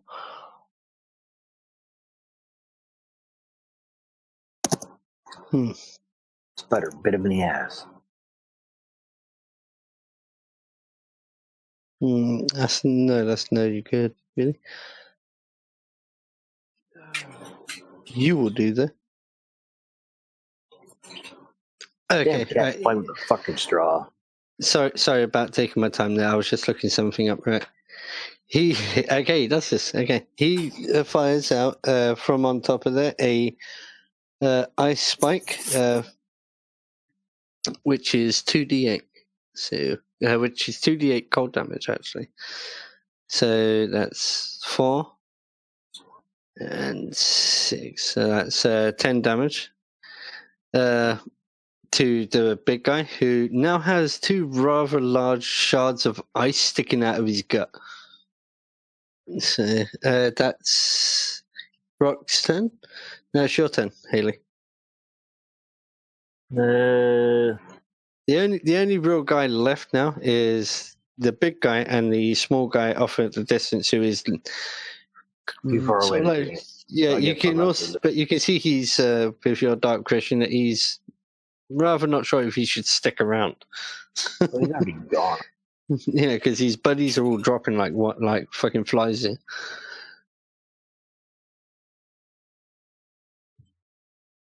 So yeah, it's your turn, bud. It did. Yeah, arrow to his head. With a 20, that I'm sorry, man, that just does Damn not it. Well, fuck him then. Sorry, man. This guy's bigger. He's got way thicker plate, to cover up that bulk. So yeah, and it's just it's his turn switch. So big, he's getting large, huge. Plays with his congas. He's just basically going to attack Worf right again with his gigantic sword, which plus 12. Okay, so 20. I'd say that hits him, wouldn't you? Hits who? Well, so 20? With a 20, yeah, I'd say a 20 hits. Well, I would think he's got a higher. I've got 21, and I'm not even going. I've got 21, so. Yeah, but I don't have his stats at the moment, so. Well, that's why I was like, if he's wearing armor, he's probably got a higher.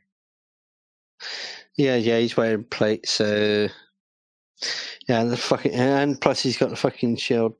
So yeah, it just bounces off him. He's fucking lucky. Damn lucky, War. He's lucky. You're lucky. Rib said something. Yeah, I was getting ready to slice your ass in half, man. God damn it, Rock. You see, if you bring something to me that is fair, I'll consider it.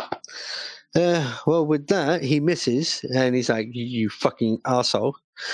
And it's your turn to get rid.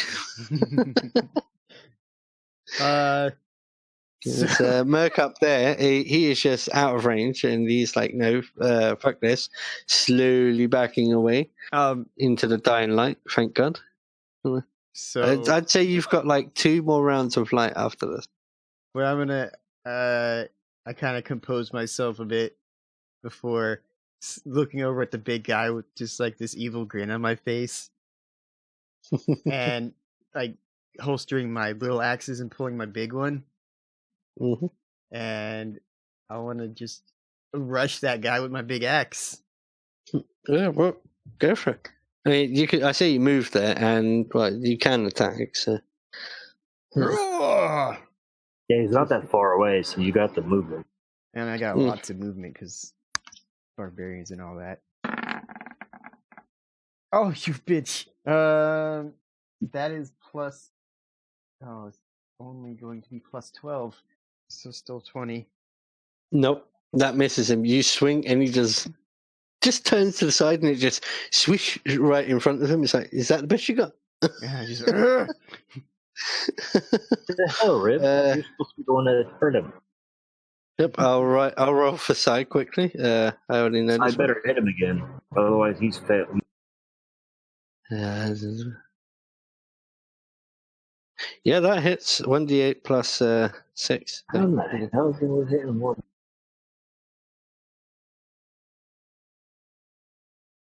So that's 10 points of damage. That one hits him just above the shield, right into like his, the upper arm muscle. Just whacks him right there. No, I can't remember the name. Sorry, I didn't mean that muscle. I used to know muscle. all that stuff back when I was in animation stuffs. Yeah, that's size 10. Rock, suffering from his exhaustion, he's in the corner crying somewhere. I'm gonna have him try to do the same spell again, because it hit, Yeah, him, not anybody else. Mm-hmm. Yeah, that one fires off. He gets 2d8. So you do it. 8. And 8. Okay, that's pretty good for Rock. Yeah. He's not looking so good anymore after, another couple of chunks of ice just slam into him. One literally bouncing off the side of his helm with such force that it dents it a little bit. And that's, and it's most likely left ringing in his ears. Yeah, it's your turn, Haley. No, if you said he's dazed or hurting, right? Oh yeah, he is now technically bloodied. So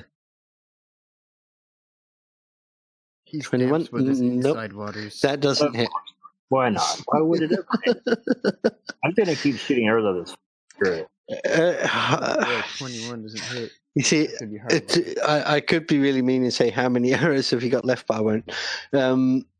I don't know. Say you've got I say you've got more than an ample supply. What with the pack horse? And I'm just gonna straight up tell you now, right? His AC is 25. So, there's always going to be like the odd occasional one is going to be a little bit different. That's just I'm having fun where I'm just. I'm sorry, but and he's going to try to swing at war again. D20 plus 12. Better war than me. Fucking 22. All right, come on. This one's got to hit him. I don't care after the last one. So masterwork 1d10 plus 6. So, yeah. Oh, for fuck's sake. 9 damage, so that he's perfectly fine. Just cuts into him a little bit and just knocks him off balance for a second before he gets back up. Now it's yet again Rib's turn. All right. Slightly more Don't fail this time, Red. He's going to take another hack at him with that big axe ass. I'm going to keep saying big axe. Big axe ass. You bitch. Get her done. And he's going to completely whip it and get madder. He's just like, you quit failing so you can quit getting mad. Rip. Honest to God, man, don't forget that you can rage. He's not at that point yet, but he's getting there. No, but as one of your actual skills I want to play it in a way where he has to have a reason. Well, whiffing the attacks constantly, yeah. Well, you see, Sai's lucky because his dex and his base attack bonus adds up to fucking 17. So, which I do not understand how that works out. How does that work? I think, so, I mean, I think that is... having, like, pretty darn high strength modifier. Base attack still is only what? No. Well, no, because he says, his base attack bonus is 11, and his dex modifier is 6. Come from? That's your base attack bonus. Yeah. No, but where is it based from? I honestly don't know because I'm relatively new to this kind of game myself, and these are like custom rules anyways, but I'm pretty sure that 11 is a bit fucking broken. Yeah, it seems a little bit. Oh, that definitely is fucking. So I'll modify that down to like a 6. So basically, he's got a 12 hit, and because I think he may have given us the wrong stat somewhere. So yeah, is that right? So Cyrus giving you those? Sai gave us those stats. Those are given the Cyrus by Rock. Yeah. Yeah, he probably gave us the wrong ones. I'm thinking. So yeah, instead of that, base attack bonus will be 6, and these dex will be 6. So it's D20 plus 12. Maybe that base attack he sent you could have been based off of the whole attack bonus for the stuff, though. That seems more reasonable. 24. That actually does not hit. So there you go. Yeah, just summon a rock. Okay. Well, after casting a few spells in rapid succession, Rock's just not feeling entirely steady, because it does take quite a lot to cast them. Shit. So there's not really much that you can fucking do. So he's going to cower behind the thing. Yeah, which then takes it to you, Haley. Oh. Well, I guess this time I am going to shoot my freaking daggers at. Mm-hmm. Which means I need to do d20 plus what? You throwing? Yeah, Yes. it's d20 plus 8 for each one. Yeah. Mm-hmm. So I'm going to throw...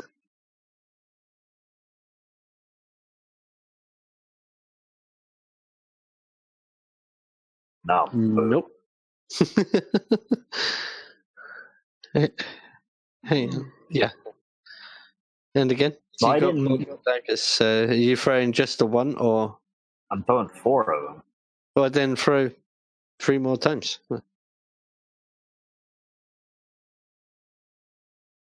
I tell you, should I nerf this guy's AC a little bit, because it is pretty high? Well, if we're actually That's still doing grim, him I guess. damage, it seems. Well, you are doing damage, but you know, I mean, you Because if are we're kind of actually missing doing it, out. then it seems like he's more threatening in this way. So I don't know. Mm-hmm. Yeah, okay, I'll leave it where it is. So no, they all just plink off his armor and land on the floor. I hit off of his shield, you know. That's good, because I still got a move left, so I'm going to stealth up to that motherfucker. I'm going to take my damn thing. I say stealth. Going into stealth would be an action. No, I'm going to go into acrobatics. I can do acrobatics, right? That'd still be an action, wouldn't it? What is your acrobat? What are you doing? I guess. Yeah, Just running up there and taking my freaking daggers back. But yeah, I mean, grabbing your shit back would be an action. Yeah, I think that's the that thing. would be for sure. Yeah, I mean, you could run up there, you know, but then you'll be right up in his face. Acrobatics is not really doing anything. What you're doing as an acrobatic action, I think, means something more. Yeah, I mean, basically, if you use your acrobatics, I wouldn't have you roll it. I'd just say you get up there with style. It ain't gonna matter because you can't grab it. Yeah, because you've already done your action. That just leaves a movement action. That's it. You know, after you've done a attack. So, I guess my next roll, I'll just run up there. Mm-hmm. Arrows and daggers. Well, was up next. So I'll say. What did you run up to him or no? Oh. No. Okay, so you're still stood back a little bit outside, just outside of his range. Yep. War will. War will try to push him back, which I'll just say is base strength of like the D20 plus 10. You know, because he's having to wear a plate, so it's going to be heavy. D20 18. So I'm putting this against the guy's dexterity and strength. So that's a +3. Okay, maybe I shouldn't. Okay, yeah, maybe I should have. He pushes him, but he kind of gets stuck. So he's just basically trying to. The guy. It's like please. It's like the immovable object. He's just like no, he's just not budging. Trying to push a sumo wrestler. Yeah, basically. That's the end of his turn, and it's back. Now it's the big fuck off guy's turn. 20 plus 12. Okay, that big guy. Okay, this guy cannot hit shit either. So it's just like a clash of the titans that can't do shit. I mean, I presume a 15 doesn't hit you, Rib. No. It's like the other guy trying to just sit back and watch us music all day. This one's not as epic as it, anyways. What's happening is the planet is taking a lot of damage right now. Yeah, he can't really move anywhere because he's got loads of people in his grill. So he's just stuck there swinging his fucking sword and bringing his shield to ready. Yet again, it's back to you, Rib. 15 wouldn't even hit me. Getting really close to just like raging out, not like frenzying out. Like if he misses one more time, I think I'm definitely taking a rage. But we're gonna swing one more time with this axe. Yeah, big ass. I should point out though, but now that it's like the second been 2 rounds, it's now gone dark except for like the light from the fire, so you can still see him, but it's just like down one side. I just managed a 22, so I missed a little bit more. That misses. Now, next round, if it comes to it, I know I'm going a little bit farther. Right, so a D20 plus 12, wasn't it? Because we lowered the thingy down to 6. So that misses. That plinks off of his shield. Rook, yeah, fuck. I just threw him out of 10 order because he's only good at spells, and I think he's pretty much exhausted at the moment. Taking like a couple of rounds to recover. So it's back to you, Hilly. So I am over here. No, hang on. Retcon for a second. He is going to cast a fucking spell. 59. He actually enhances your attack abilities, adding a +5 to your attacks. So, instead of 8, it's 13. So D20 plus 13. So what I'm going to do... This one's hot. Yeah, because he's noticed that you're struggling to hit anything with your bow. And how you're looking embarrassed as an Austrian. As an assassin, you're like, I can't believe I ain't hitting shit. So what I'm going to do...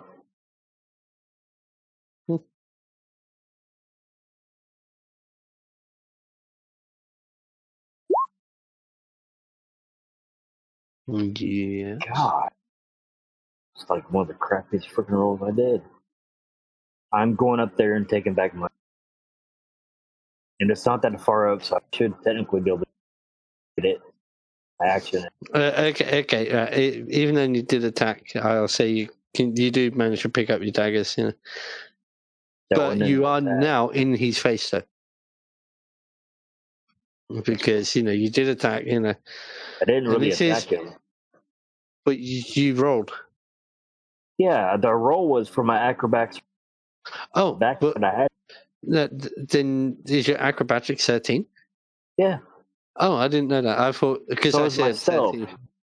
13. With that, then you get up there and you manage to grab him. Grab your shit back. So you now have 4 daggers again. You staying there and attacking or moving away? Attacking awesome. Okay, so you're doing So you're doing a double movement basically. If I can, yeah. Yeah. So why the hell would I stay in his face, dude? If Rib is getting his butt kicked, why the hell would I go up there and try to stay in his face? Mm-hmm. I'm just a little person. Yeah, a little 6 foot tall person, puny. Yeah, pretty much. I'm not a 9 foot tall, 60 fucking 1,000-pound giant that Only can swing 7'4" a building. Yeah. He's not a mountain of meat. Yeah. Oh, I thought you were 9 or 10 12 foot or something. I'm not a giant, just Andre the Giant. Andre the Giant was like... You see, I was considering giving this guy magic, but I'm kind of grateful I didn't because he would be way too fucking OP. Dude, if he would have given him magic, we'd all be dead. Yeah, pretty much, man. Look at his stats. Even with War here and Cyrus being here playing himself. Mm-hmm. Anyway, well, it is actually War's turn. He's going to try to, yet again, push him back. So this, a D20 plus 10. So. Nope. Fail. He's trying to push this wall out of the way. Yeah. Yet again, it's not going to work, man. Well, no, he is up against the edge, kind of. There's like a couple of foot between him and like falling. Oh, he's trying to push him off an edge or something? Yeah. He's still trying to push a person who's basically a wall. Yeah. It's like Erendish people are fucking dumb, right? All that steel leads to no brains. I think we'd be better off if Rib tried to put. With that, it's now his turn. Not Rib's turn. The fucking guy. See, if I move, I'm going to get attacked by both War and Rib. So, he's going to try to shove Rib the hell away from him. Yet again, just got checked strength. That's 18. So there's a closing bell. We lose. Whatever he fucking rolls here, man, this is going to be fucking high. You know this, right? Because he strength is through the fucking roof. It doesn't say any like. Hang on. All right. So when I think we're going to spend 4 hours trying to kill this. Okay. Yeah, so I'll just roll a d20 plus 10, fuck it. Because this is way too confusing for me.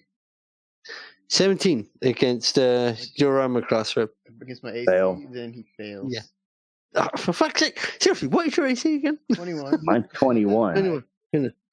Right, Mine's that is 21. I figured his would be higher. Well, I'm not wearing much in the way of armor either. No, yeah, it's like natural toughness for a Cherix, because they're built like fucking towers of meat. His arms almost as thick as a tree trunk. Actually, I've got armor on. I just don't know what it does. Plus mine, or I should anyway. I thought. Well, your AC will automatically factor that in. Well, it should do. That was his turn. Rib, it's your turn. He just tried to shove you out of the way and completely whiffed it. I'm going rage. So now I'm like all about. Yeah, so basically you stand there, you scream from your mouth. So I'm pissed off, and I'm gonna cut at him again, but this time better. That is now plus 16. So 8 plus 16 would be 24. Is it? Motherfucker. God damn it. The count created December 9th, 2019. Yeah, it's 24. 1 point away. What? No, because he just dropped his shield to push you away. Okay. So he doesn't have his shield. So that hits. Okay, then. Fair enough. Yeah, because you can't shove somebody with a sword in your hand. That just doesn't happen. That's called a punch. It could It's called work. a stab. Well, like if you were up against him, you could shove. Yeah, I suppose so. But isn't that more of a melee punch to the chest? It depends on if you're just like away and punching, or if you're up against I meant for like my guys. He's not exactly smart. All right. So big muscles, itty bitty brain power. We got this. You may have no brain power. Right? Holy shit! This plus hold on. Let's see here. 12 plus. We got some 7 for my bonus plus 4, and that's not right. This calculator's fucked. 7. Or should I something team? 12 and 4, 6 is 18. Wait, 16 plus 7. I think it's 23. There you go. I can't. So how much damage? 23. Hey, he is still standing, but just fucking barely. No, when I do it, I hit hard. Shit, man! You just took off like basically the rest of his health bar. Good. Fucking. That was catastrophic damage. That one round, then I. It wasn't just a giant fucking axe from a giant man. I mean, Christ, you almost cleave him he in misses, he hurts the planet. Yeah, I mean, you basically come at him. You're so fucking pissed off that you just grab your fucking axe and you just swing it right through his midsection, and you cleave a couple of inches directly into him. And you can tell this is a fucking deep ass fucking wound. And as you pull away, he instantly puts his hand to his side. He's barely fucking holding on. He's almost dropping his sword as such. Unfortunately, at this point, I don't have the mental capacity to go, ha, I got you. He's more like, that means the next person should be able to take him out. Yep, that's Sai, and so D10 plus 12. D20 plus 12. That doesn't hit still. So Rock, he's just he's just going to stay there because I'm going to allow one of you guys to get the kill if possible. So it's your turn here. Well, no, I'm trying to give you guys a bit of flourish in it. So I need. I know he's kind of thingy, but he's cast multiple spells. Each time it takes a little bit out of you to do so. So he's feeling a bit under the weather. Some daggers. So I think I'm going to throw some daggers at his. D20 plus what? 13. D20 plus 13. Okay. I had it on there, but I erased it. Plus, he did drop his thingy, so it's actually a lower AC. It's now 23. Okay, here we go. Yeah. I think you hit him. Right. Well, the thing was, go on, roll your damage anyways, man. You're going to kill him, but you just roll your damage anyways. I mean, with 2 hit points left, you're definitely going to fucking kill him.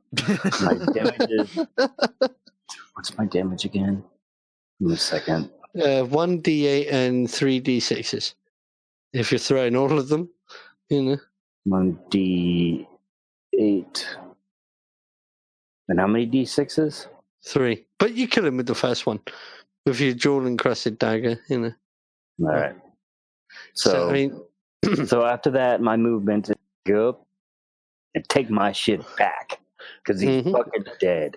Do it quick, because if he's right. So how do you want to? How do you want to describe your? One sec, Rib. How do you want to describe killing him? Because it's your kill. He was currently looking at War and Rib, so he had his attention elsewhere. So I threw 3 daggers at him. Well, you threw all 4. They all hit. So. Oh, okay. So I say one hit him in the heart instantly, the first one, because you said it killed him. And then the other 3 hit him in the face. So basically, you throw the dagger so hard because you're so fucking pissed off at missing the whole fucking fight. You just get mad. And you throw them with such force that the blades actually just pierce through the steel. Like it was butter. And there's little holes where you can see that. I changed that all right now in a perfect like you're throwing at a dartboard. Like I hit the bullseye every time. Perfect. Before. Yeah, it's just basically his head's fucked. The other guy has already noticed that his friends are dead and has already started to run. Before Ace is able to go and take his shit back, though, I want Big to just pick that guy up and throw him off the edge. No, don't. We gotta search him. He's so mad. He's just like, fuck this man. Before you can search him. I don't know whether to make you roll off for it.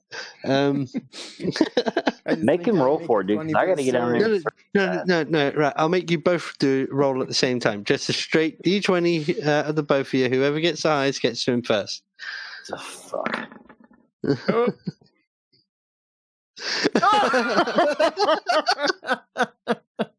Yeah, only because he rolled first. That's fine. I'll just go down to the bottom of the damn pit and go search him. Blind rage picks the man up and throws him over the edge.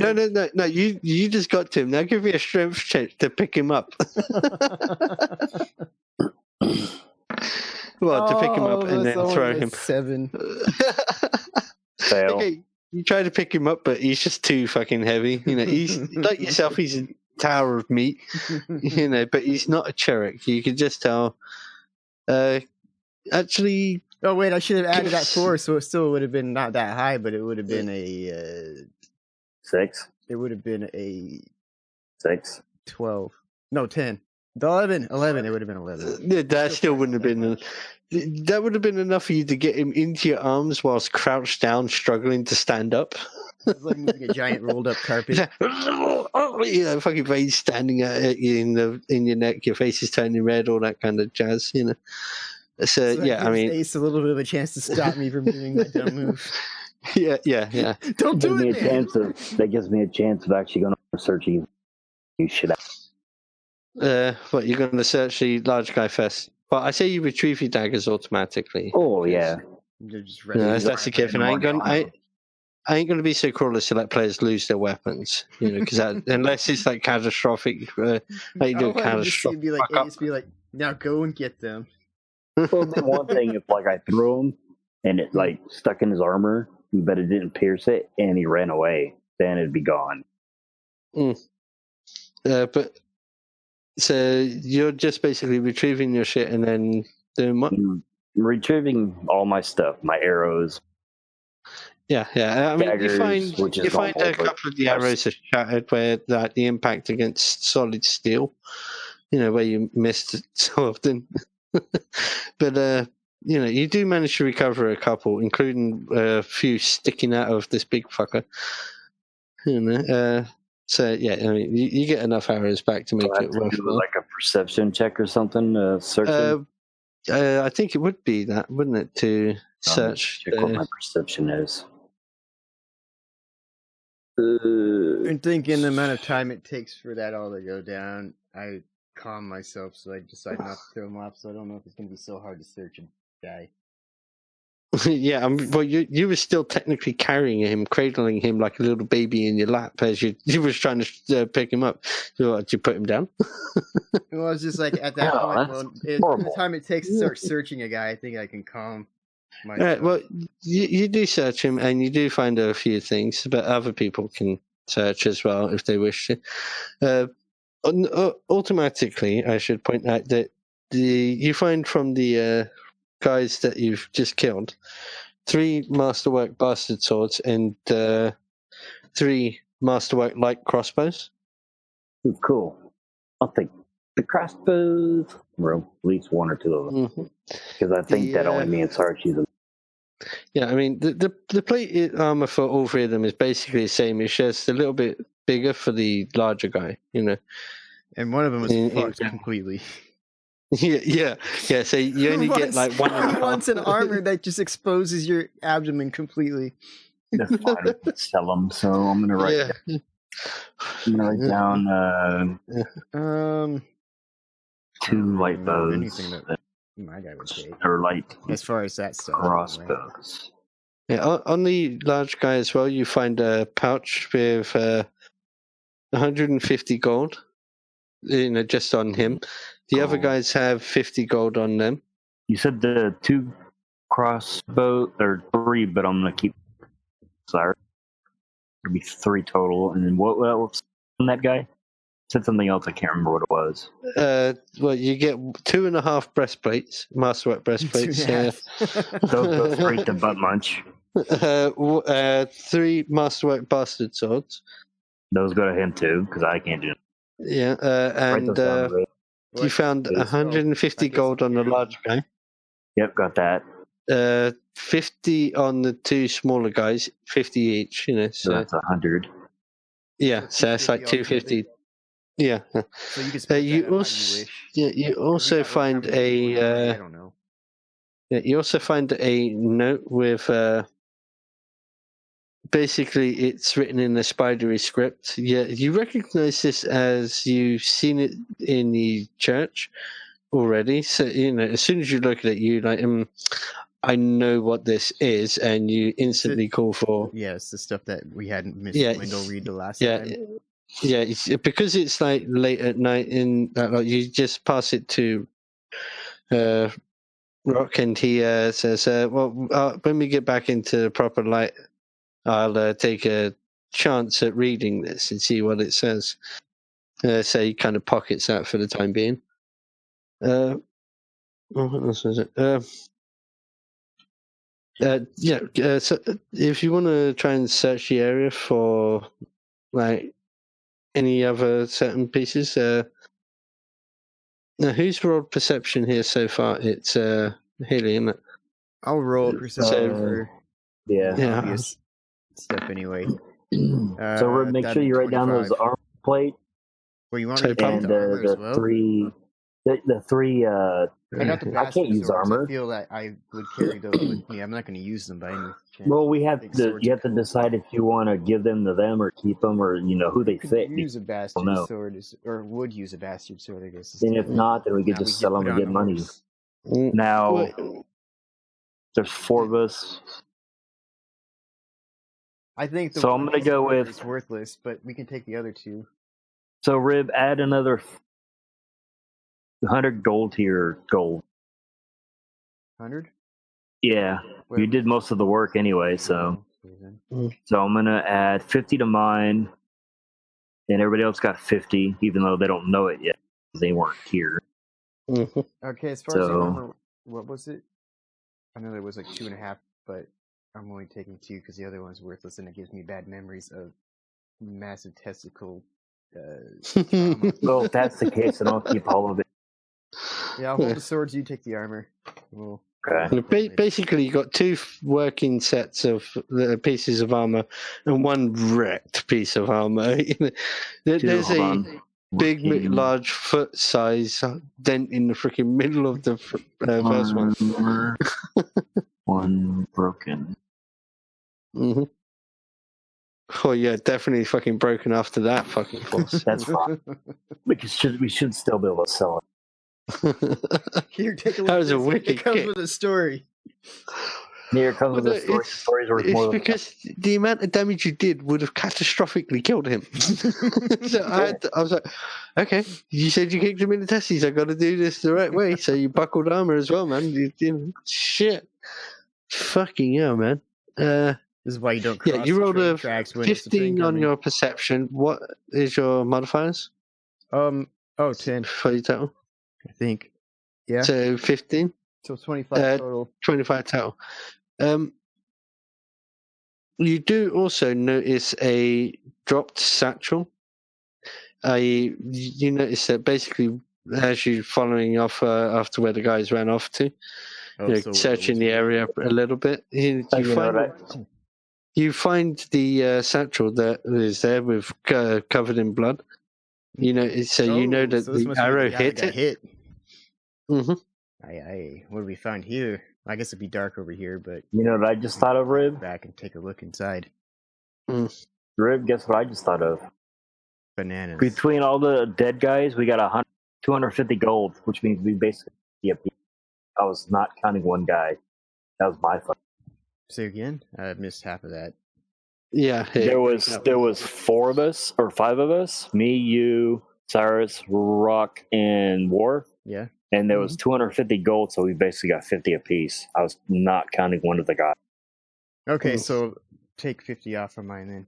Yeah, we just got to make sure the other 3 get their gold one. Unless you want to keep Rocks because he's not.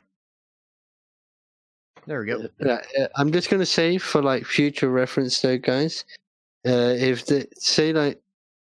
one of you can't be here, that'll be cool. 2 of you, I may ask one of you to play another person, but 3 people, I don't think I'll be able to do this again because this was a lot of work. I mean, I was going backwards and forwards trying to work out different stats, not knowing player stats because I couldn't find the fucking character sheets for some annoying reason.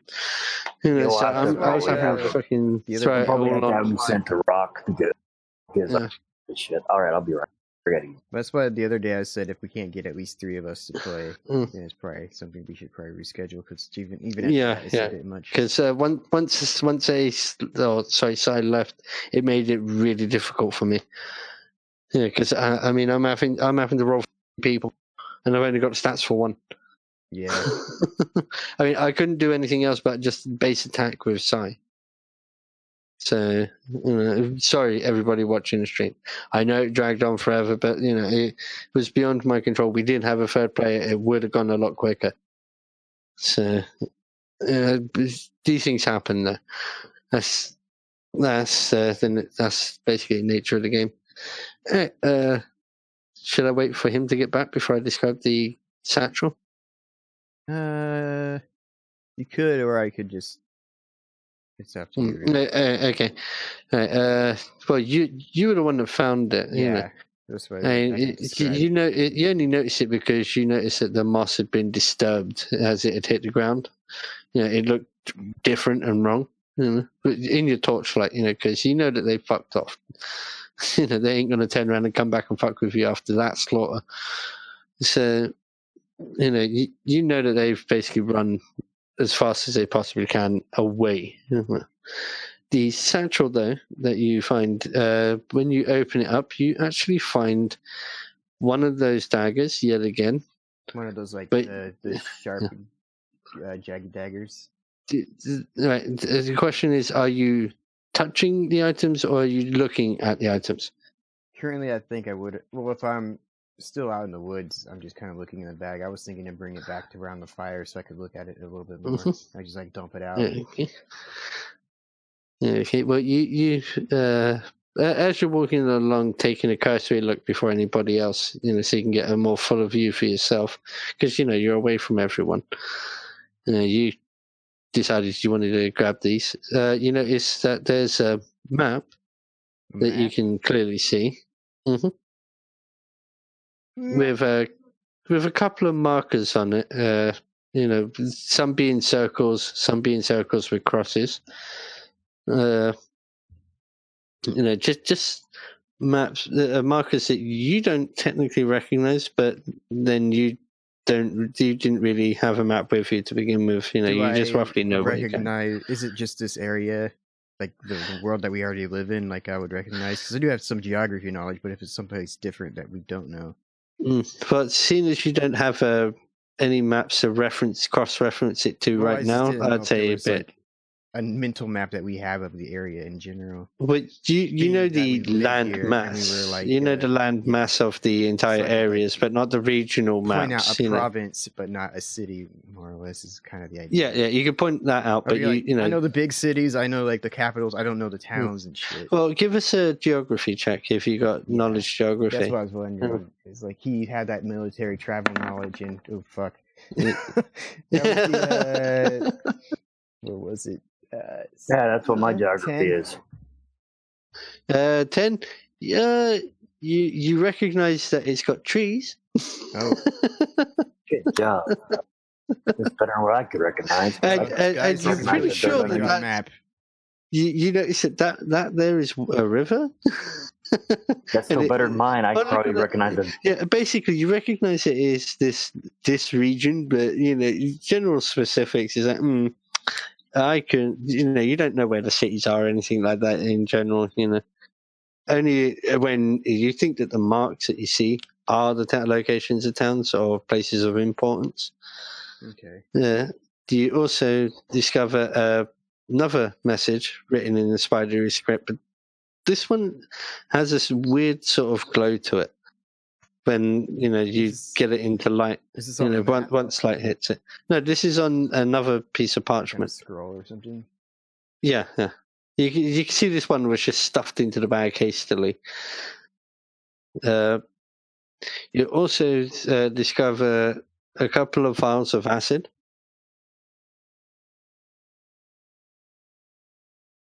And I think it's I think it's called Alchemist Fire. Ooh. 2 bottles of that as well. This could be fun.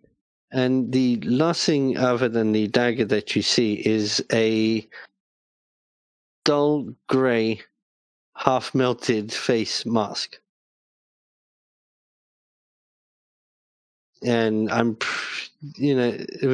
I'd say roll religion, but I'm pretty sure you recognize it. It's the guy that we saw before, yeah? Yeah. It's not the exact same guy, but you recognize that the face on the mask is exactly the same as the one you saw before. It's a representation of the aspect that we saw previously. I thought you were going to say ass bag of the guy we... ass bag that we saw. Mm-hmm. And as soon as you notice that, you instantly realize... actually, no. Roll me religion for this one. Right. That would be a... Get out of my way, cat. That would be 17. Okay, with a 17, you know that if you don't close that bag and keep it shut, he will know exactly where you are. Oh, so I realize it's a scrying item. Mm-hmm. It is an item that is linked to him. Well, that's what directly. that means. Like he can see so through it's basically he transplants part of his power into said objects. Sort of like that's why he's able to see. that they can see through, though, right? Yeah, kind of like. So yeah, that's what that is, like a scrying item. Like, kind of, but it's you can use it to see the area around. What are you doing, Cat? It's not just see; it's also. Is it just like control? I mean, you know that the guy that in a church before was under the control of something else, and so like that's he was a control, like a remote control type thing. It's kind like of. It's an old Bluetooth device. Yeah. I mean, that's the best way we can put it. Yeah. Where he tapped into that priest and made him do his bit. Mm-hmm. It's like headphones with a phone. Yeah, basically, you found all that you could possibly find in the area. Do you head back up to where you was resting? Oh God! Because I'd say that by the time you were sort of like done, there was only a few hours left of like rest before you was going to set off. So say, I'd say we go get some rest and head out. Oh man, soon-ish to where we need to be. So we can freaking stop for the night. Apprehensive at this point as to whether or not to just throw the bag into the woods or to bring it back and show it. Though I think his intellectual side is gonna win out and bring it back to show the other guys, but I'm on that edge. Well, it's up to you, man. It's probably something rock. Let me see. I'm gonna roll a 100, and if I get like below 25, he's just gonna be afraid and throw it over the edge or throw it away.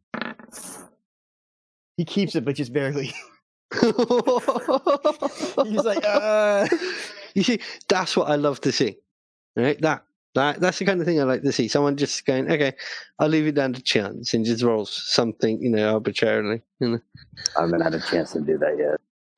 Well, it's just it does play to his character. He hates anything to do with this guy, and the second he looked in, he recognized it. And you take that stuff back to the rest of the party. Are you telling Rock about it, or yeah, especially because I saw that script. Okay, I don't know what his skills are because of I don't know. I just realized it was established that he could read that script previously. And his knowledge, religion is 13. So, all right, get him to roll a d20 plus 13. Come on, just roll that shit. Yeah. With the 30, I think he knows exactly what the fuck to do. He I hope so.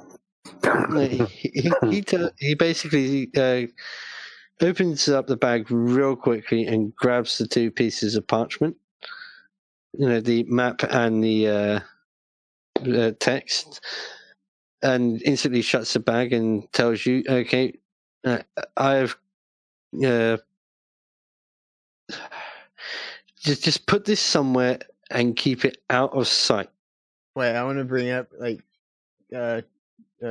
Big says maybe you could put that other nasty dagger in there. You don't think they'd mate in there, would they? Kind of mentioning like you already have one of those daggers.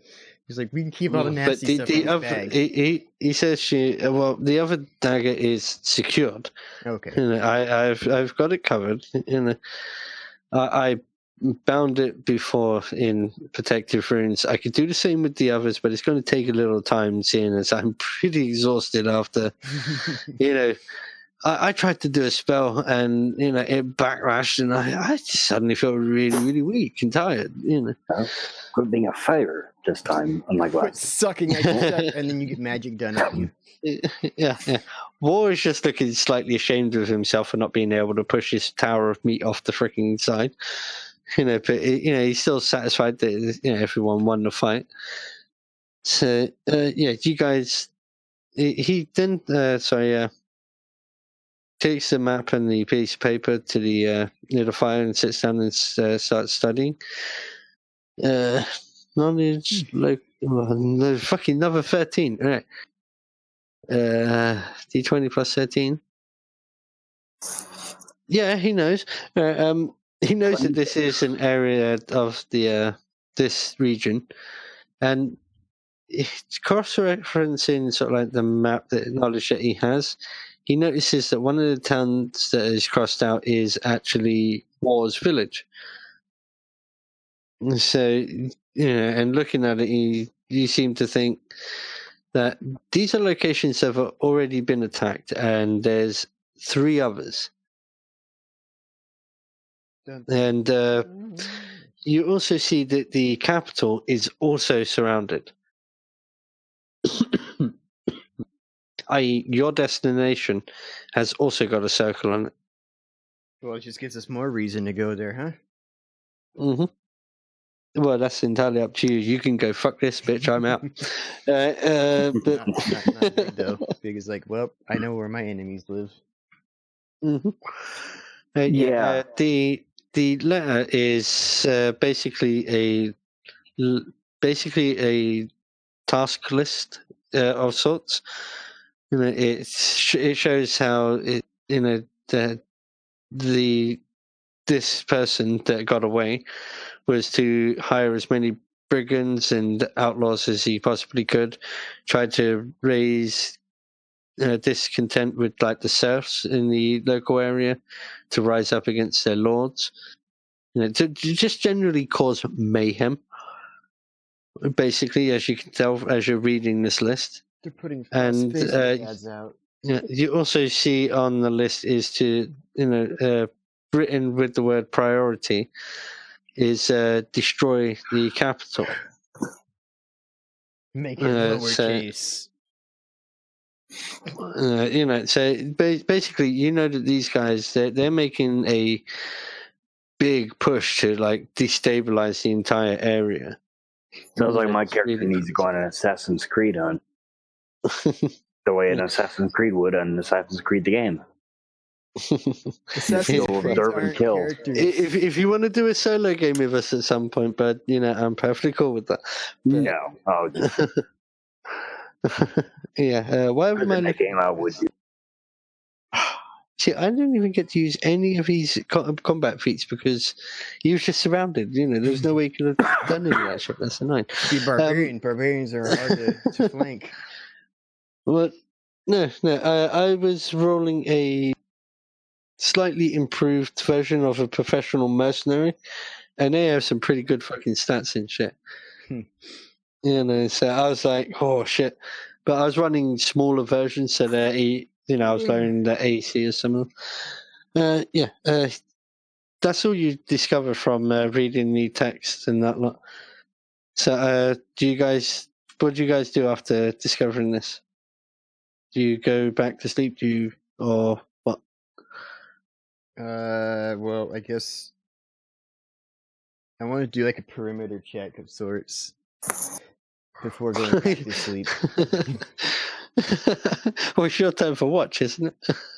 Sure. He doesn't want to. I don't know, I'm not really a big on watch because, again, I spend most of my track traveling at the lands alone. So there's nobody to watch. I sleep while I watch, and nobody else does anything. For the sake of brevity, though, man. I mean, you just beat the ass out of anything that was in the area willing to fight. Anything else that was willing to fight probably saw this and thought, no, bollocks of that. Not necessarily. He's still a little amped up too. He wouldn't mind fighting some more, but yeah. Well, all right, then roll a d20. See if the wizard comes back. No, I'm joking. They could have been further away. So that little asshole who ran away could have went. If you want to roll, you can roll. But if the story is that there's nothing there, then we'll just. Oh yeah, this basically you killed the only things in the area. They were already on the out. Looking out to cause mischief, and you just happened to come along, If you'd have rolled sort of like higher when you're doing your perceptions, you wouldn't have had this problem. This fight was just a one-off. Shit. So what's your perception if you're rolling it? Oh, what's my perception? It would end up being a 17. Yeah, you see a few dead bodies around, and it's just like, we did that. Proud. So you feel a little proud. Did we search all the bodies? Yeah, you did. You got all the armor and, well, unless you want me to say you got their undergarments as well, which are probably now like covered in blood and undergarments. You'd have to pull them out of his face. I mean, yeah, they've probably sort of like followed through after that, with everything relaxing. So I doubt you want their undergarments. No. Yeah, you got everything of import, really. So importance. There we go. Okay, just wanted to make sure. With your perception roll, you don't see anything new. Right, we can finally get off this damn map, back to the main world map. I think that type of thing works out pretty well because it's fairly well worked out to a stream length. So we just kind of find the little loose ends for tonight. Okay, well, you do need to make one more survival check. Survival. Well, whoever's got the high survival, roll a survival to see how far you travel, 1 or 2 days. I got a 24. Well, both of you roll it to see who gets higher. Where is survival at? It's near the bottom. Okay. Above. Yeah. Review in. Yeah. Well, you can still roll it. You may roll a 20. If you roll a natural 20, I'll say you'd make the full 2 days journey. If you don't, I have to save you from falling off. It's the same. You both do exactly the same. You make it like 1.5 days closer towards us, so you now know that you only have like a day and a half left to travel. We didn't do the same. I have 10 to mine. 24? Yeah, it was 24. Yeah. Okay, you make it the 2 days then with like, seeing as you're like slightly over, yeah, I'll say you make it like so that you're a day's ride away. As you go north though, you pass by several severely run down villages, one that was just literally evacuated and burnt to the ground. So, the more you travel, the more fucked up shit seems to be. Seeing evidence of a wave of terror that has run through these places and just left it behind. Yeah. I mean, you take a look at the like destroyed place and you're like, I don't really want to go examine that because you're already in a rush. So yeah. So you give them a wide berth and you just push on. So I'll say you get as far north as Wildantor, which is a small clearing with a keep in the middle. Yeah. So you're like 3/4 of the way there, basically, and you found a safe haven. So, I mean, and the place, as you go through the main gate, taking all of your horses and that, you instantly get a sense of familiarity because the place, as you notice, is laid out exactly the same as the other keeps that you've seen. So, i.e., the same as was, just to make it easier. But basically, it's uniform. They're all uniformly the same. There's a common architect. Yeah. I mean, it's all towers at the corners. Like drawbridges and a main sort of like hall and study. Just everything compartment, like it was done by a military engineer. There we go. Sorry, I couldn't say the proper words there for some reason. Welcome to my life. That's how I talk all the time. Well, I have the guy that does the thing. Yeah, I have dyslexia and I also have issues with certain words. I'm also sure you've noticed that I stutter a bit sometimes. I do too. Sometimes my brain's fucked. It's been this way for as long as I can remember. So. Yeah. Should we call it there? Or if that's a good resting spot, we can. Yeah. You've just made it there. The owner of the keep, realizing the import of your journey, offers his hall for the evening so that you can rest and recuperate. Find a place with the food and the booze. Yeah, after riding for 2 days hard, But you also find no trace of that dark cloak guy, even though you did keep an eye out for it. Right. That's because he's a pansy. Either it seems he's gone another way, or just completely covered his tracks. No, I mean, after discovering the map, you're like, we know he's around, but we gotta. I'll say you decided to travel north as the bigger priority. Oh, so we went in a different direction than him. Yeah. I mean, pursuing him basically. Yeah, continuing our quest. Like the main goal. Yeah. So you basically tried. You try to keep an eye out for him, but you don't spot him. But with all the chaos in the area, it's impossible to tell sort of like whether he had sort of like passed by here before you or not. But to be fair, he was on foot when you saw him. Doesn't mean he didn't have a horse there. Yeah. So he left no obvious blood behind. Other than like a bit of blood on the strap that had been broken, because it was a clean shot, It was actually a pretty good fucking shot, so that's the reason why I'm allowing that. Or else you wouldn't have found shit. Because as I said, man, it was a fucking good shot. So, yeah. I mean, the guy was running away, and he managed to fucking. Well, this is being shot by the guy who consistently can roll 2 arrows exactly the same. So it's like, this guy knows how to fire an arrow. Yeah. Oh, that did seem a bit broken. But yeah. So, do you want to do the outro or someone else? Or have you already ended? I think. Do what? The stream. I think we're gonna just like call it like we've reached the city. What? No, you're still at. What? You're actually. Man, we're at a safe haven. Well, not the city, but like what is it? That stronghold? Yeah, you're at a stronghold near the capital. Yeah, I mean, like you would have as many as much defense around your city as you could, really. Especially if your country was at civil war for a long time. You'd have multiple layers of defense, wouldn't you? So, yeah, that's where the guys get to. They get to Wildantor, which is a safe haven for knights, and also a sort of like a staging area for attacks or so forth. It's just I was just kind of picturing it like, you got your stronghold, main keep, you got your like commoners that live out kind of outside, you got a little like small tiny settlements, but they all kind of pay fealty to this place, which then pays fealty to the main place. I don't know.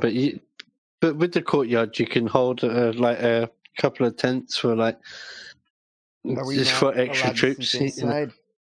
So you could like stage like some a fair amount of troops at your keep, ready to link them up to another area to attack, kind of thing. So that's the way I was picturing it. I just figure like just any of these places would have a courtyard for any kind of like practicing their trade. Well, yeah, you could do practicing, use it for. If someone were to have like their army stay here, you have that place available, but that's not its immediate purpose, kind of thing. Yeah, exactly. I mean, every keep is also a home. Yeah, exactly. That's why I was like, it's like the inner area where like the more. And it's only men of station that are allowed to control or oversee. There we go. The keeps. There you go. How do I change my picture again? Magic? I don't know. Yeah, magic. Yeah. Is there roll a D100 we're doing for tonight's game though? That's entirely up to you guys. Yeah. You've reached your place. I say you can. Yeah, it's safe for the evening. This is a good place to call it then. So, anybody else hanging out here on the stream, have a good night. I'm not really sure when we're gonna get to the next one of these, but yeah, I think I want to continue. Yeah. Sorry, it was such a big clusterfuck, but we had people who just vanished halfway through the game. It made it way, way difficult for me to be able to manage it. I didn't feel right just calling saying, should we just quit right there? Because it didn't seem right. Started at that point. Yeah. So sorry about that, but and also with the map markers, I will get my shit together. I will. I don't think it was your shit. I think it was Roll20 shit. Yeah. But I'll get this shit sorted. We'll figure it all out. Yeah. It still worked as it did. Can't really ask more. Mm-hmm. All right. So yeah, whenever we get back to this, I do personally want to go farther with it. I'm enjoying this one. And at some point we'll get back to our other campaign, I'm sure too. Probably sometime next year. Anyway, yeah. Have a good night, everybody. Bye. Good night.